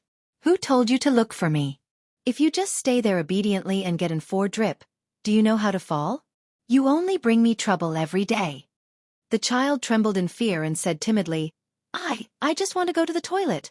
An old granny next to her said unhappily, "The child is so young. How can you leave the child alone? As a mother, you are too magnanimous." "It's none of your business, old woman." Dong Mei roared and grabbed the back of her son's collar. "You're so annoying. How old are you? Can't you go to the toilet yourself?" The child was already at his limit when she grabbed him. He was so scared that he instantly peed his pants. The response he got was a slap from his mother. Chapter 456. Smack. The crisp sound made the people around them shudder in fear. Dong Mei scolded. "Will you die if you hold it in for a while longer? You're already so old, yet you still wet your pants. How disgusting. Are you deliberately trying to embarrass me? Why did I give birth to a son like you?" The child's face turned pale as if he had done something terrible. He was so scared that his body began to tremble. The old lady from earlier said angrily, "What kind of mother are you?" The other passers-by were also very indignant. Not far away, a young man had recorded all of this on video. Dong Mei acted like a shrew in the hospital and scolded all the passers-by who were criticizing her. Only then did she take the child back to get an intravenous drip. The child was wearing soaked pants and didn't dare to speak or sit down, for fear of dirtying the hospital chair. There were still nurses who couldn't bear to see him like this and found a pair of hospital pants for him to change into. "Thank you, sister." The child thanked her obediently. "You're welcome." The nurse smiled at him and raised her hand to ruffle his hair. When she returned to her shift, she vaguely heard some patients discussing things like, "This video of her hitting the child is so popular. And people like her don't deserve to be parents." She glanced at it curiously and realized that the woman in the video was the pitiful child's mother. The nurse clenched her fists, feeling a sense of satisfaction. On this day, countless people's social media platforms were flooded by a small video. The way the mother treated the child in the video was jaw-dropping. That last slap and the child's tearful tears touched countless people's hearts. You have to take exams to get into school, but why don't parents have to take exams? She left her child alone and even hit him. Is this mother her biological child? After watching this video, I realized that not everyone in this world is worthy of being a parent. The anger of the netizens was astonishing. It didn't take long for someone to dig out Dong Mei's information. Her Weibo account did not escape the sharp eyes of the netizens. When they saw that she had posted on Weibo to slander Xiangyi, their anger doubled. The backlash of public opinion was also astonishing. Within a few minutes, her Weibo account was completely flooded. Later, Dong Mei's old classmate in real life also revealed that she wasn't a single mother at all. He even posted a screenshot of her family of 3 going on a trip. The evidence was irrefutable. The netizens who found out that they had been cheated were all furious. Was this woman treating them like monkeys? Dong Mei's phone was flooded with countless calls and messages. Even her husband's unit knew that she had hit the child and spread rumors. He might not even be able to keep his job. When she posted her first Weibo post, she never expected that retribution would come so quickly. The woman sat down on the hospital floor and cried bitterly. She regretted her actions. In the lounge, Si Chuanbai walked in and realized that the atmosphere in the room was different. He pushed up his glasses and asked calmly, "You two are together?" Annan followed behind him, his head full of question marks. "No, how could Mr. C tell at a glance?" Xiangyi nodded. Shi Sui smiled. "Yeah, Sister E is my girlfriend. Annan." Shuringdi actually has such a childish side. Si Chuanbai was indeed a top manager. His first reaction was from the perspective of their work. "Then, are you going to make it public?" This time, it was Shi Sui's turn to nod. However, Xiangyi said straightforwardly, "What if you two break up?" Shi Sui? Chapter 457. They had been officially dating for less than an hour, right? She was already considering a breakup. Annan kept coughing and hinting wildly. "Sister E, your way of thinking is too dangerous." "Annan, is your throat feeling uncomfortable? I'll make you some loquat cream when we get back." Xiangyi blinked and looked at Shi Sui. She said in a gentle and serious tone, "From a logical point of view, there is indeed a possibility of us breaking up. Wouldn't we have to make our relationship public again? Wouldn't that be too troublesome?" Shi Sui. So the reason why the little girl didn't want to make their relationship public was because she was worried about breaking up? His voice was low and hoarse as he said faintly, "Sister E, do you think I'm troublesome?" "That's not what I meant. I meant that making it public would be troublesome." Shi Sui lowered his eyes. His thick and long eyelashes cast a faint shadow on his cold white skin. He looked pitiful. "You don't have to say any more. I understand. I'll just listen to Sister E." Xiangyi wavered. She curled her toes and struggled for a few seconds. Then she said, "Why don't we make it public?" Shi Sui raised his chiseled chin, and his dark eyes lit up. "Xiangyi, have you agreed to give me a status? That's great. So, in Sister Yi's heart, I'm not someone who can't be seen in public." Xiangyi was anxious. How could she forget that Shi Sui was a fragile? Her man was her big baby. She had to pamper him. How could she hurt his delicate heart? No, I don't think of you that way." "Ha! Then what does Sister E think of me?" She thinks you're very good." Thus, Si Chuanbai and Annan watched helplessly as the little girl wrapped in a small blanket shyly flattered Shi Sui. "Annan. Shuringdi, even the tea sage would call you an expert when he sees you." Si Chuanbai looked like he couldn't bear to watch. What gentlemanly, refined, and ascetic persona. Fake, it was all fake. Dogs were Shi Sui's true nature. Director Zhu and the others were so busy that their feet barely touched the ground, but they still took the time to visit Xiangyi. An apology would definitely be necessary. After all, if one were to look at it carefully, this was considered a mistake on the part of the production team.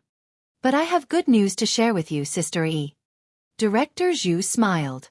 "Sister E, that man is a fugitive. The authorities have wanted him for a long time, but this person is very good at anti-reconnaissance. It seems that he used to be an international mercenary. This time, he was forced into a corner by the carpet search and wanted to commit one last crime. He didn't expect to be caught by you." Xiangyi said, "The credit doesn't belong to me alone. I have to thank Jun Han and the others. We worked together to catch him." Director Zhu's impression of Xiangyi soared. She was brave enough to stand up for what was right, but she didn't claim credit for herself.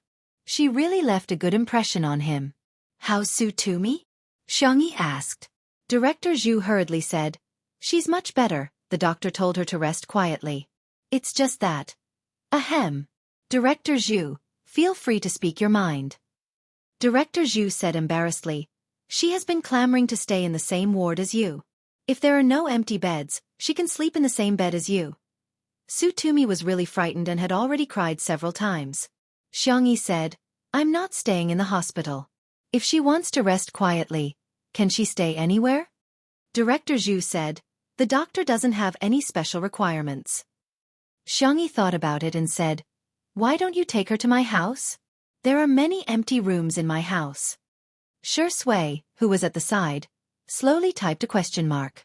Chapter 458. Known facts. Frowny face. I have a girlfriend. My girlfriend has a girlfriend. Request. Who can sleep in my girlfriend's bed first, me or her friend?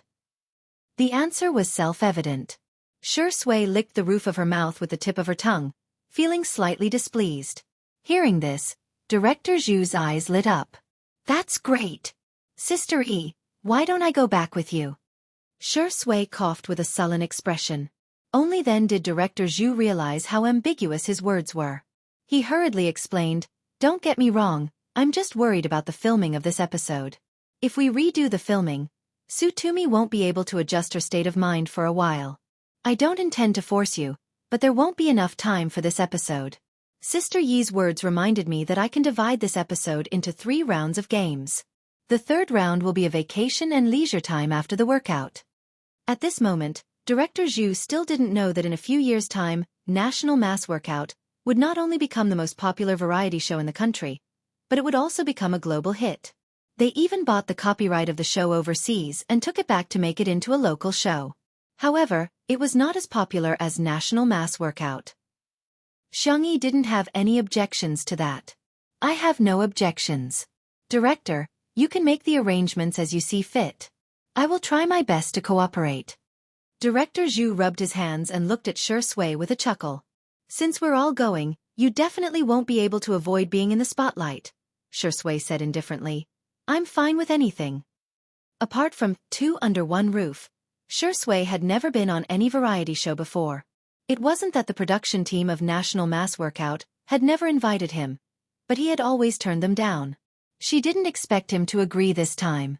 Director Zhu happily went to discuss with the scriptwriter and planner. Before leaving, he didn't forget to close the door. Director Zhu suddenly reacted. A single man and a single woman in a room. Are these 2 people really a couple? Director Zhu was extremely efficient and he soon came up with a plan for the next filming. When Tsutomi heard that she could go to Xiangyi's house, she forced herself to perk up and insisted on riding in Xiangyi's ordinary car instead of her luxurious nanny van. Although Xiangyi had become the boss of Tomato Entertainment, she still used the same equipment when she went out. She didn't really care about these things. When Tsutomi got into the car, Shi Sui happened to be there too. She was confused. Senior Shi, aren't you going to take your own car? Shi Sui's expression did not change. Sister E is injured. I'm here to take care of her. Oh. Tsutomi answered foolishly. After getting into the car, she sat down beside Xiangyi. She was barefaced, and her skin was in good condition. It was just that her face was very pale, without a trace of blood. Drink some hot water. Xiangyi handed him a thermos. Tsutomi unscrewed the lid of the cup and found that there were wolfberries and red dates soaked in it. She took a sip and felt that it was warm. Her eyes stung, and she felt like crying again. Xiangyi asked, "Are you okay?" Hearing her soft and gentle voice, Tsutomi couldn't hold it in any longer. Humans seem to be like that. When they're alone, they can be very strong, but when others suddenly show concern for them, they can instantly break down all their psychological defenses. Tsutomi burst into tears. She cried so hard that she lost her image as tears and snot flowed out. Shi Sui looked away and looked at the scenery outside the window. Apart from Tutu, he couldn't be bothered to comfort the other women no matter how miserably they cried. Xiangyi said, "Tsutomi." Tsutomi sobbed uncontrollably and asked, "Do you despise me?" In the next second, Xiangyi patted her shoulder and gestured to her. "You can lean here and cry." Chapter 459. Tsutomi was stunned. The young girl in front of her had a calm gaze that seemed to be immersed in the gentle moonlight. Tsutomi pounced on her neck and burst into tears. She sobbed and said, "Why are you so nice?" Xiangyi gently patted her back and said, "Don't be afraid, I'm here."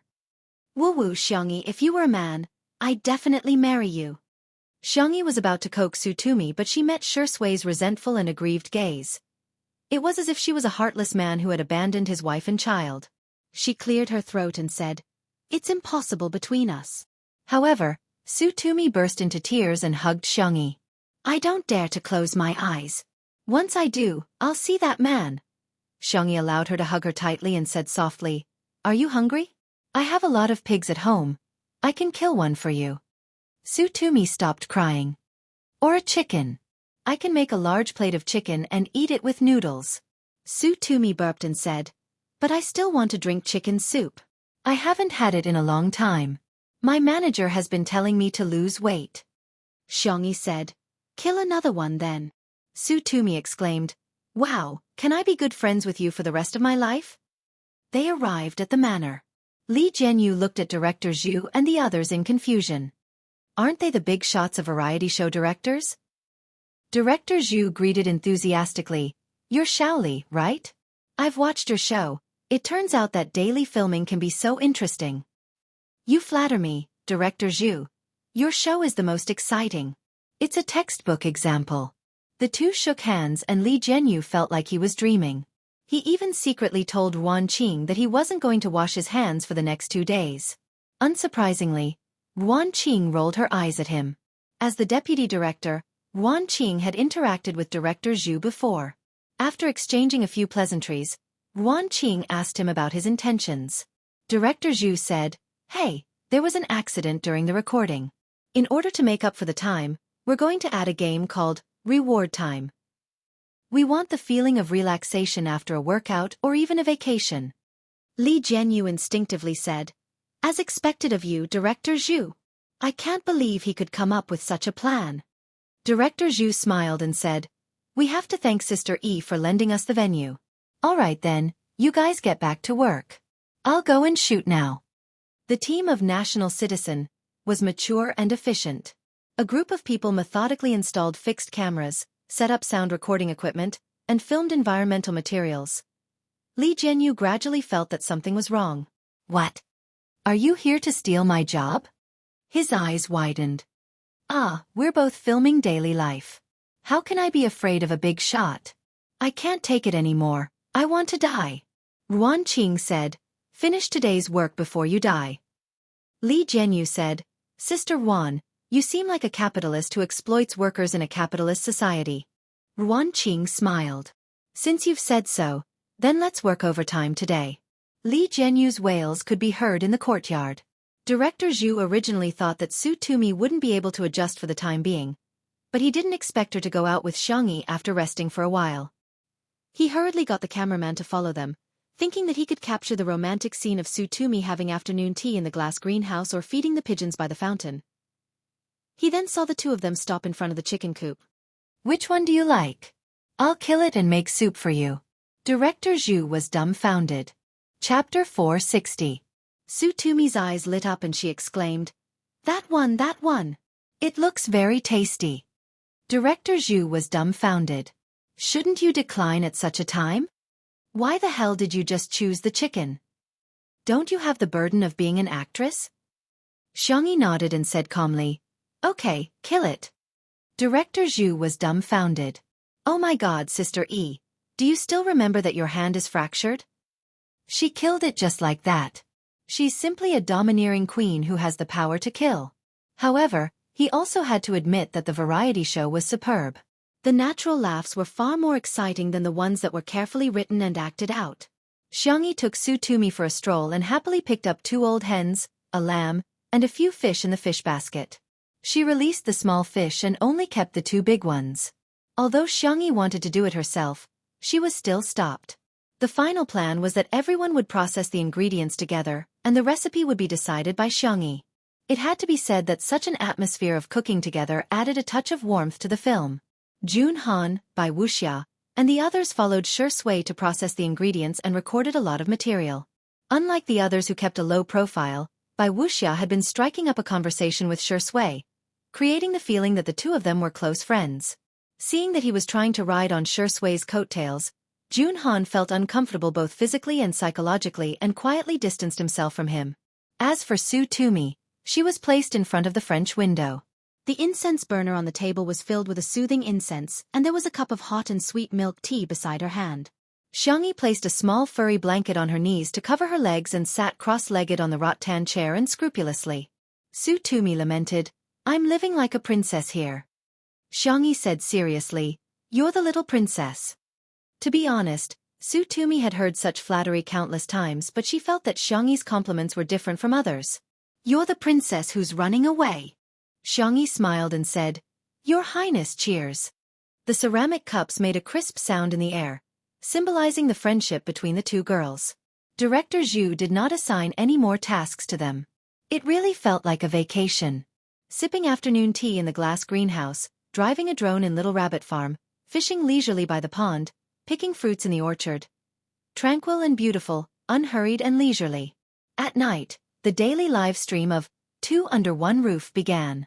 Director Zhu still wanted to shoot some more material for dinner, so he discussed with Li Jianyu to have a joint production between the two variety shows. Although it was said that they were promoting each other, Li Jianyu knew that they were the ones who had the advantage. After all, National Citizen was much more popular than Two Under One Roof. There were all sorts of dishes for dinner. Not every artiste was good at cooking. Some of the dishes looked very dark. Some people in the live stream were unhappy. That egg is already black. How can we eat it?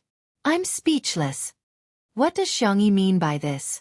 There are so many people here. Is this how she entertains them? How long has it been? She's already become a pampered heiress who doesn't even bother to cook. As soon as those pop-up comments floated past, Sutumi pushed the plate of devilish tomato scrambled eggs in front of Xiangyi and blinked expectantly. "Sister E, try it. I made it for you myself." The netizens in the live stream were speechless. Chapter 461. All of a sudden, the pop-up comments were filled with laughter. The slap in the face came so quickly, it's like a tornado. "Ha ha ha ha, Sutumi's terrible cooking is amazing. Some people are so shameless, they just don't learn from their mistakes, huh? Why does Sister E have to cook? She's a guest too, not a chef, okay? Cooking is a favor, not a duty. Please don't use moral coercion." Wang Yao's presence soon livened up the atmosphere. The netizens also came to a sudden realization that there were so many people there today. Not guests, but for the recording of the show.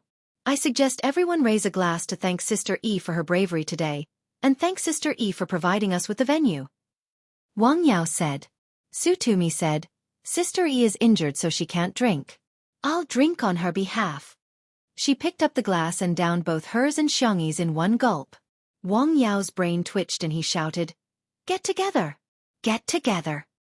The others didn't know what was going on and hence, followed suit. In the live stream. "Yaowa!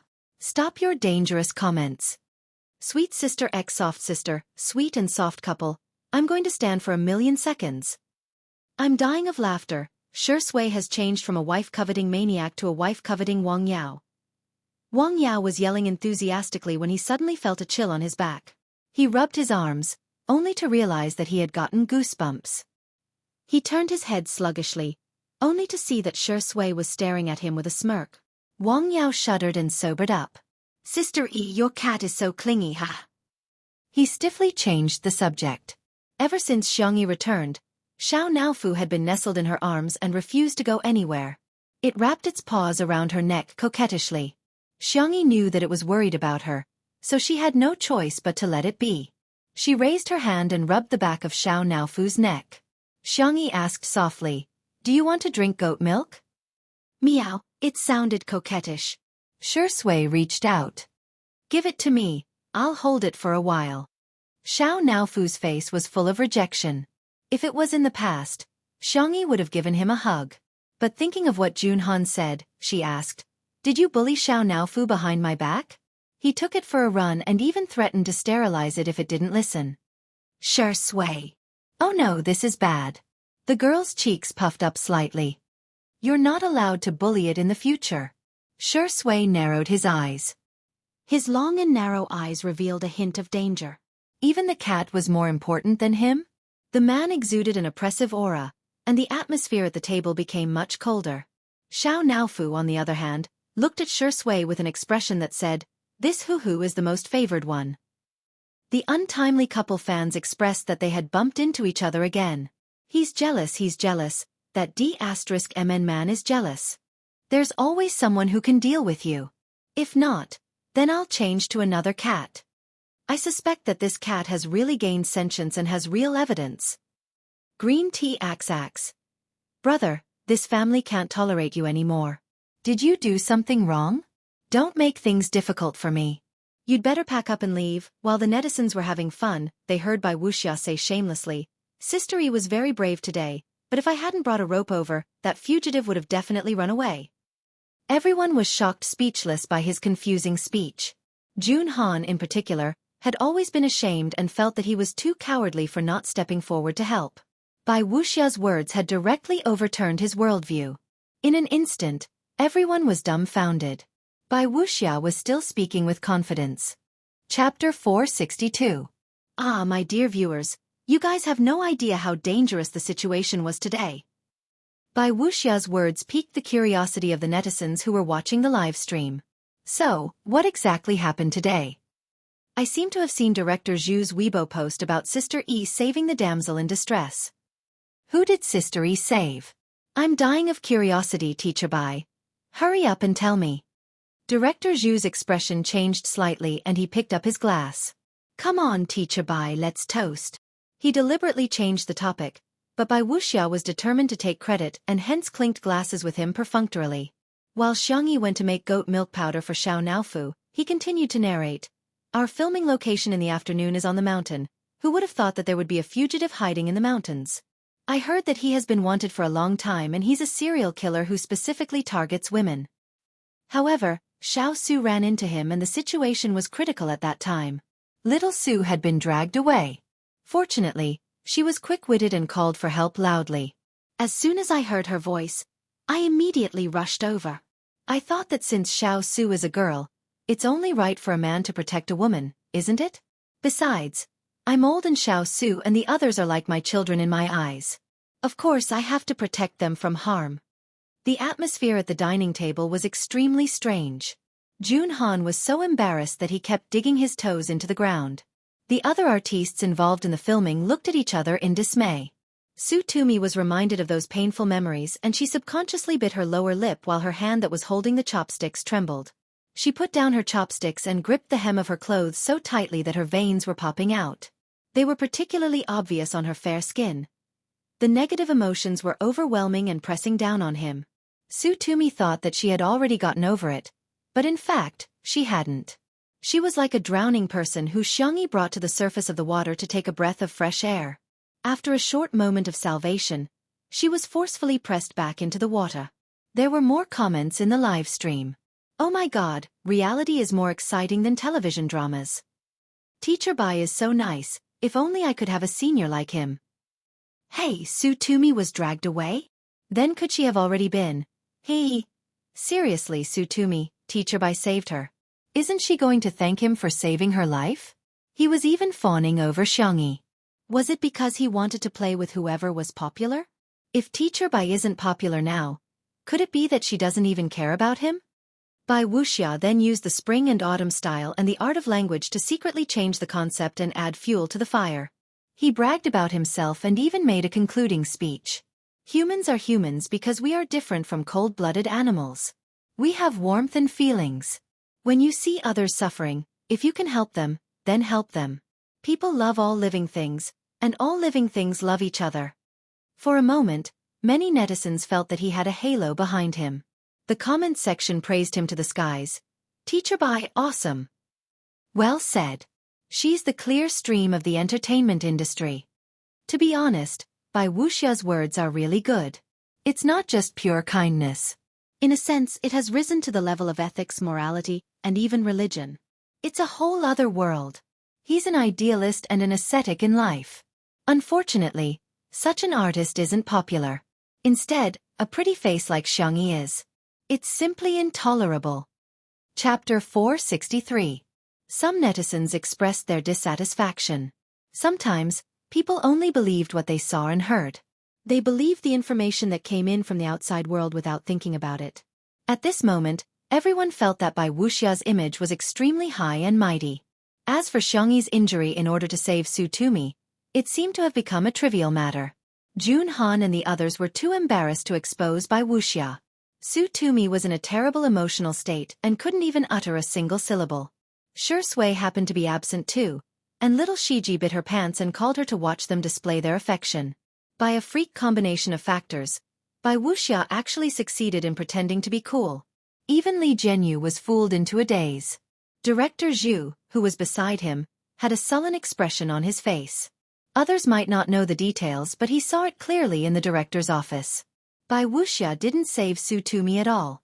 He left her in the lurch right from the beginning. It would be fine if he didn't save her, but how could he have the cheek to take all the credit and even use this matter to create hype? Bai Wuxia's face was flushed with success. Little did he know that in Director Zhu's heart, he had already been blacklisted. Little Su, have some warm soup to warm your stomach. Bai Wuxia took the initiative to scoop a bowl of chicken soup and handed it to Su Tumi. Although the chicken was handled by someone else, Xiangyi was the one who added the spices. She stewed it in the pot for 2 hours and the aroma was overwhelming. Before taking it out of the pot, she skimmed off the oil and sprinkled a little salt on it. A sip of the soup was enough to make one sigh in satisfaction. Previously, Xiangyi scooped 2 bowls of soup for Su Tumi, who drank all of them. However, when she saw the soup that Bai Wuxia scooped for her, Su Tumi felt nauseous and somehow thought that Bai Wuxia's face was that of the fugitive. She retched and left the banquet in a disheveled state. At this moment, there was an uproar in the live stream. Isn't she too rude? Teacher Bai scooped soup for her, but not only is she not grateful, she even pretended to vomit? Wow, it's no wonder she's the vase fairy's friend. Birds of a feather flock together. Annoying people play with annoying people. Awesome. Bai Wuxia pretended to smooth things over for Su Tumi and said, little Su probably hasn't gotten used to it yet. Girls will definitely take a long time to get over such things. There was a huge wave of comments praising him for his gentleness, meticulousness, and high EQ. Junhan couldn't help but retort, Senior, can you not mention this matter in front of big sister Tumi? Every time you mention it, you're hurting her. Bai Wuxia was a little embarrassed. He acted like a life mentor and said, Am I not doing this for her own good? No matter what happened, one had to face it bravely. Only by daring to face hardships can one truly walk out of the shadows. How can you just think about running away? His ability to pour out chicken soup was top-notch. How could Junhan win against him in an argument? He was rendered speechless and could only sulk. All of a sudden, a clear and indifferent voice slowly rang out.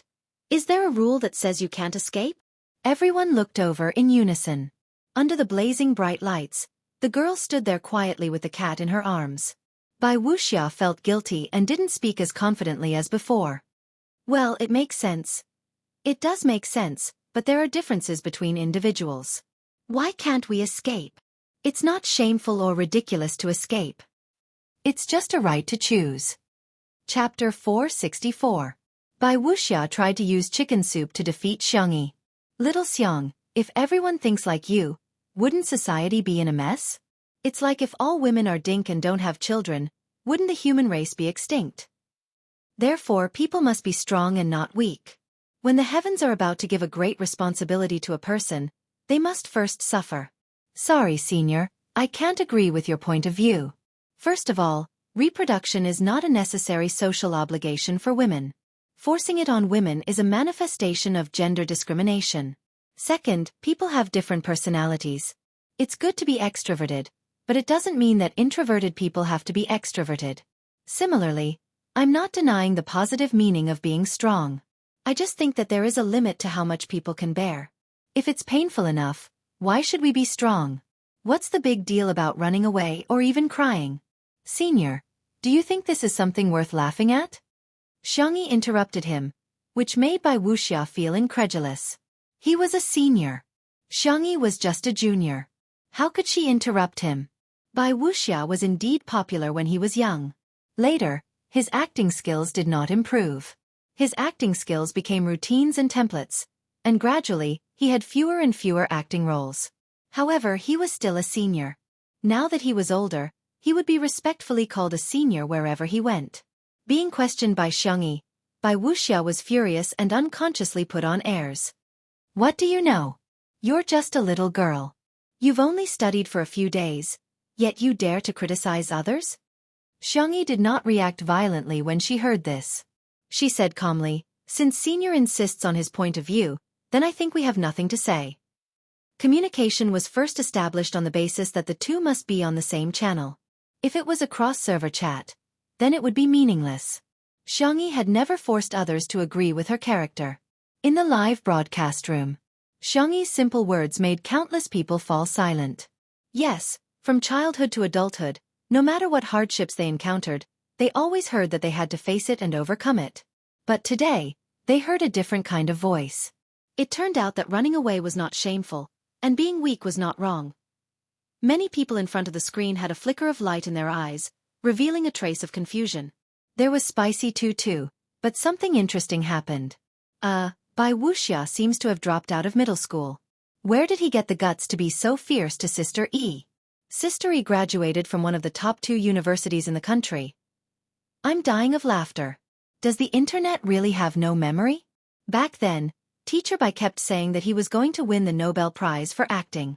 At that time, he was ridiculed by the crowd. My boss is exactly the same as Bai Wuxia. You talk to him about money, he talks to you about life, you talk to him about life, and he talks to you about overtime. At the same time, he also talks about how the wolf culture 996 is good for young people. Everyone, wake up. This kind of person doesn't want to impart any wisdom of life to you at all. He's just using the form of preaching to satisfy his own selfish desires. The atmosphere at the table was very tense. Bai Wuxia put on airs. He thought that even if Xiangyi apologized to him, he would show her who was the boss. He wanted her to know that she had to follow the rules when dealing with her seniors. Unexpectedly, Xiangyi ignored him and turned her head to ask Junhan, who was beside her, "Where's Sutumi?" Junhan was stunned. "She seems to have gone to the bathroom." "Thank you." Xiangyi nodded and picked up the tissue box and small blanket at the side. "I'll go accompany her." Chapter 465. The young girl's tone was natural and casual, but it made Junhan's heart race. It wasn't the kind of heartbeat that came from love. Using his poor vocabulary to describe it, the most intuitive feeling he had was. He was moved by her gentleness. Junhan suddenly understood why so many people liked Xiangyi.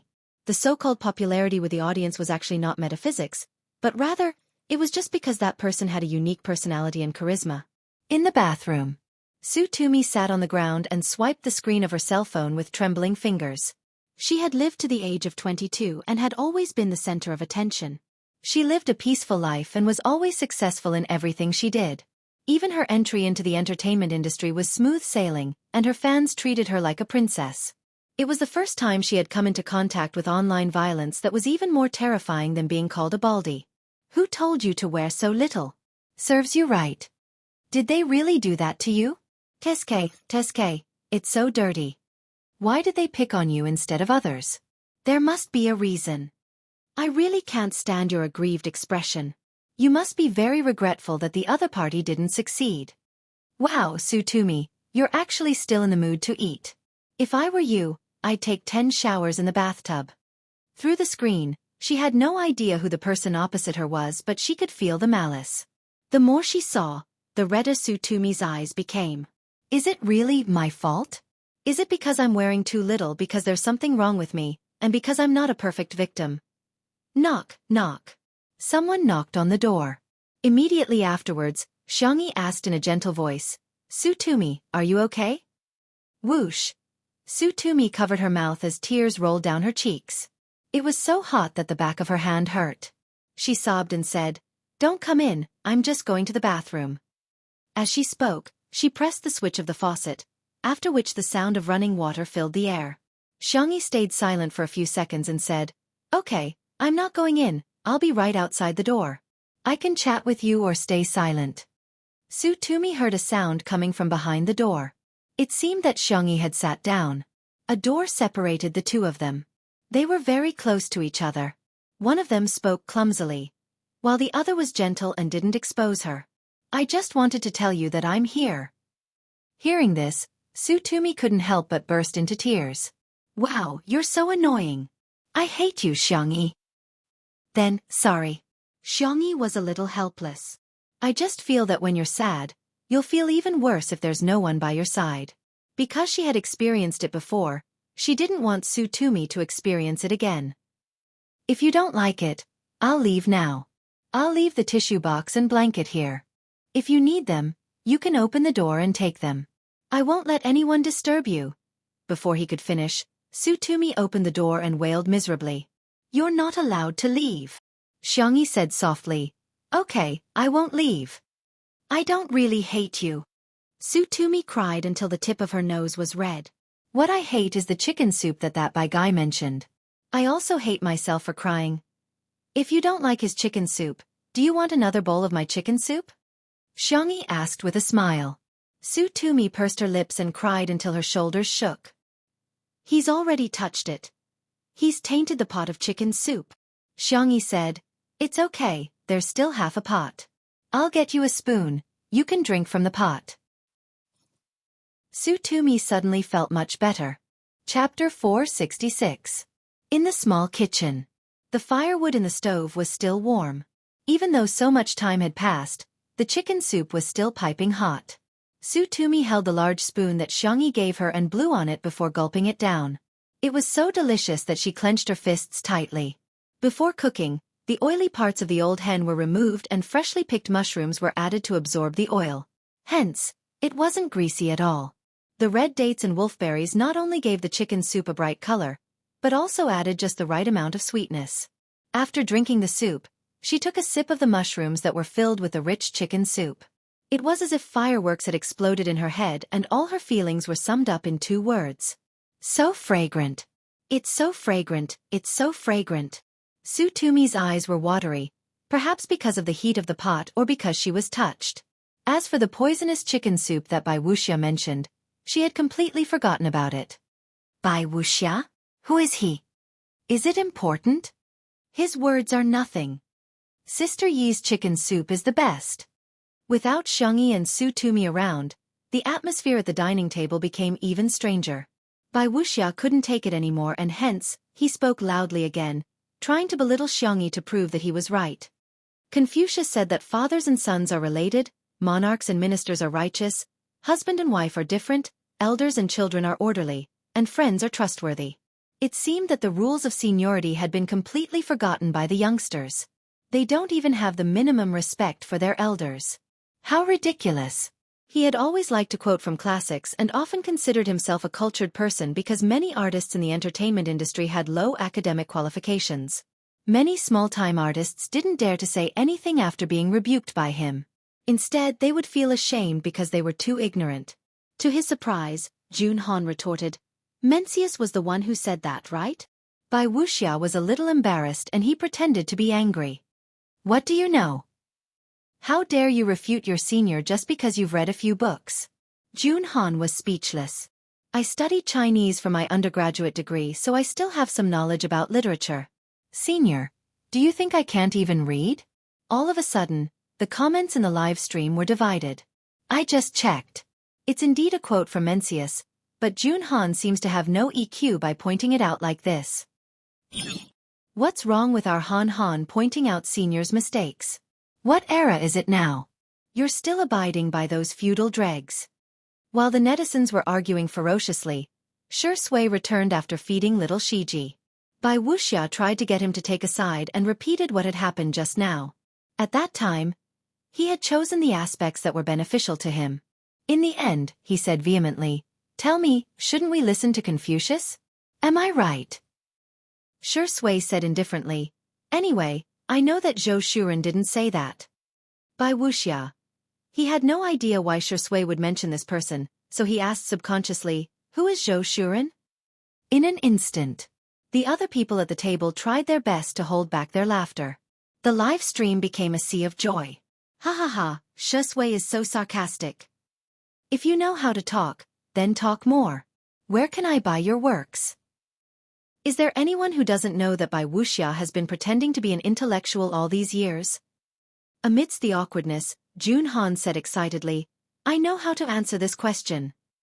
Using the tone of a primary school student reading aloud, he said, Zhou Shuren, a famous writer and thinker, Lu Sun.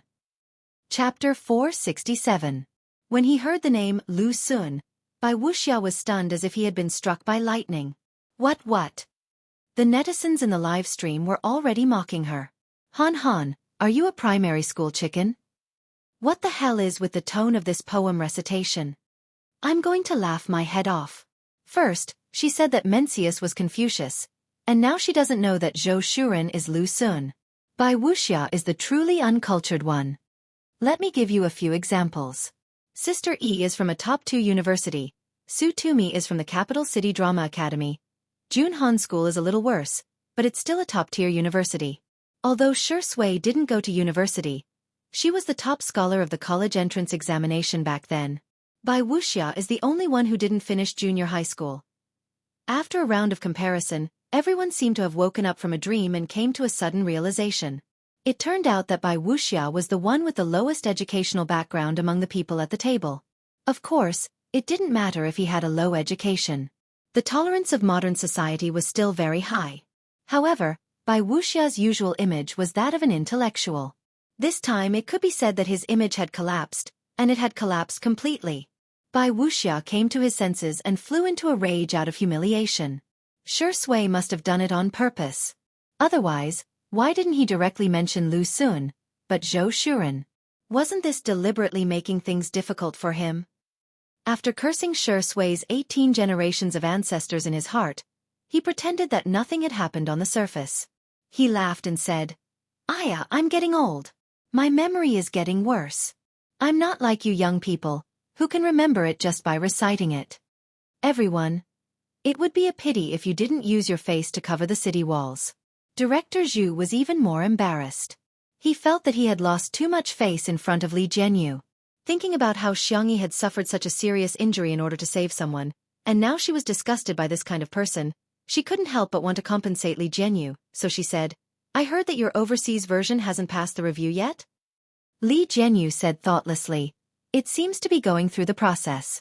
There's no rush. I'm already very satisfied that it can be broadcasted locally." Director Zhu's heart was as clear as a mirror. He said he was going through the process, but who knew what step he was stuck at? There were definitely people who didn't want Two Under One Roof to become popular abroad. He pondered for 2 seconds and said, "I'll help you ask around. Maybe your overseas version will be broadcast earlier." Li Jianyu was dumbfounded. There was such a good thing? Was he some kind of European emperor? Why did it not only fall from the sky but also into his mouth every time? In order to cover up his previous mistakes, Bai Wuxia kept feeding him chicken soup more frequently. He was like a walking life mentor, spreading the truth wherever he went. However, there was a saying in this world: the more you talk, the more mistakes you make. If it was a recorded broadcast, then there was still a chance for post-production editing to remedy the situation. Unfortunately, today was a joint event between National Citizen and Two Under One Roof that was being broadcasted live. He originally had a group of hipster and bourgeois fans who had specially come to watch the live broadcast to support him. But when they heard Bai Wuxia's chicken soup, that was full of flaws, they were really confused. Does Bai Wuxia have real skills? Why does it sound so weird? Shi Sui didn't say anything, but she raised her eyebrows slightly when he mentioned Xiangyi. Why is there a saying in ancient times that men are in charge of external affairs and women are in charge of internal affairs? Of course it makes sense. I can't stand Xiangyi's flamboyant personality. She's a girl, after all. She should just stay at home and do the laundry and cook. Who would like her to show up in public like a man? Chapter 468. In the live stream. What kind of confusing statement is this? Why does Bai Wuxia look like he's been bewitched? How dare he sow discord in front of the wife-protecting demon? Welcome to the live broadcast. The more Bai Wuxia spoke, the more enthusiastic he became. During the recording of the show, she's so keen on being in the limelight. She loves to show off. In everything, going too far is as bad as falling short. Besides, she has no respect for her elders and doesn't take her seniors seriously. In the next second, Shi Sui said indifferently, "In Sister Yi's eyes, there's the sea of stars, the tranquility of life, flowers, grass, chickens, ducks, pigs and geese, but there's no trash." Whoosh! Bai Wuxia's expression froze, and then he looked at Shi Sui as if he had seen a ghost. The others at the dining table were speechless. Jun Han clenched his fists in excitement. As expected of Shi Sui, he's awesome. Bai Wuxia gritted his teeth. "Shi Sui, what do you mean?" "Nothing." Shi Sui smiled faintly. Her temperament was gentle, and her tone could even be considered gentle, but her eyes were indifferent. "I just feel that Sister E is such a good girl, yet she's being criticized by some people who don't know what she is. I just feel that It's ridiculous and ridiculous. Bai Wuxia was about to explode in anger. After all, he had been popular before. Yet, Shi Sui actually said that he was someone who doesn't know what kind of person he is. This was simply worse than being slapped in public. In the director's office, Li Jianyu was dumbfounded, and so was Director Zhu next to him. No one expected Shi Sui to rebuke someone. Ruan Qing, on the other hand, crossed her arms and seemed to be deep in thought. Is she defending her sovereignty? All along, Shi Sui and Xiangyi's relationship during the live stream had always been indifferent. The two of them didn't communicate much, but they gave off a comfortable vibe. However, things were different today. Shi Sui was showing his possessiveness towards Xiangyi. Ruan Qing curled her lips and clicked on Untimely Fashions chat.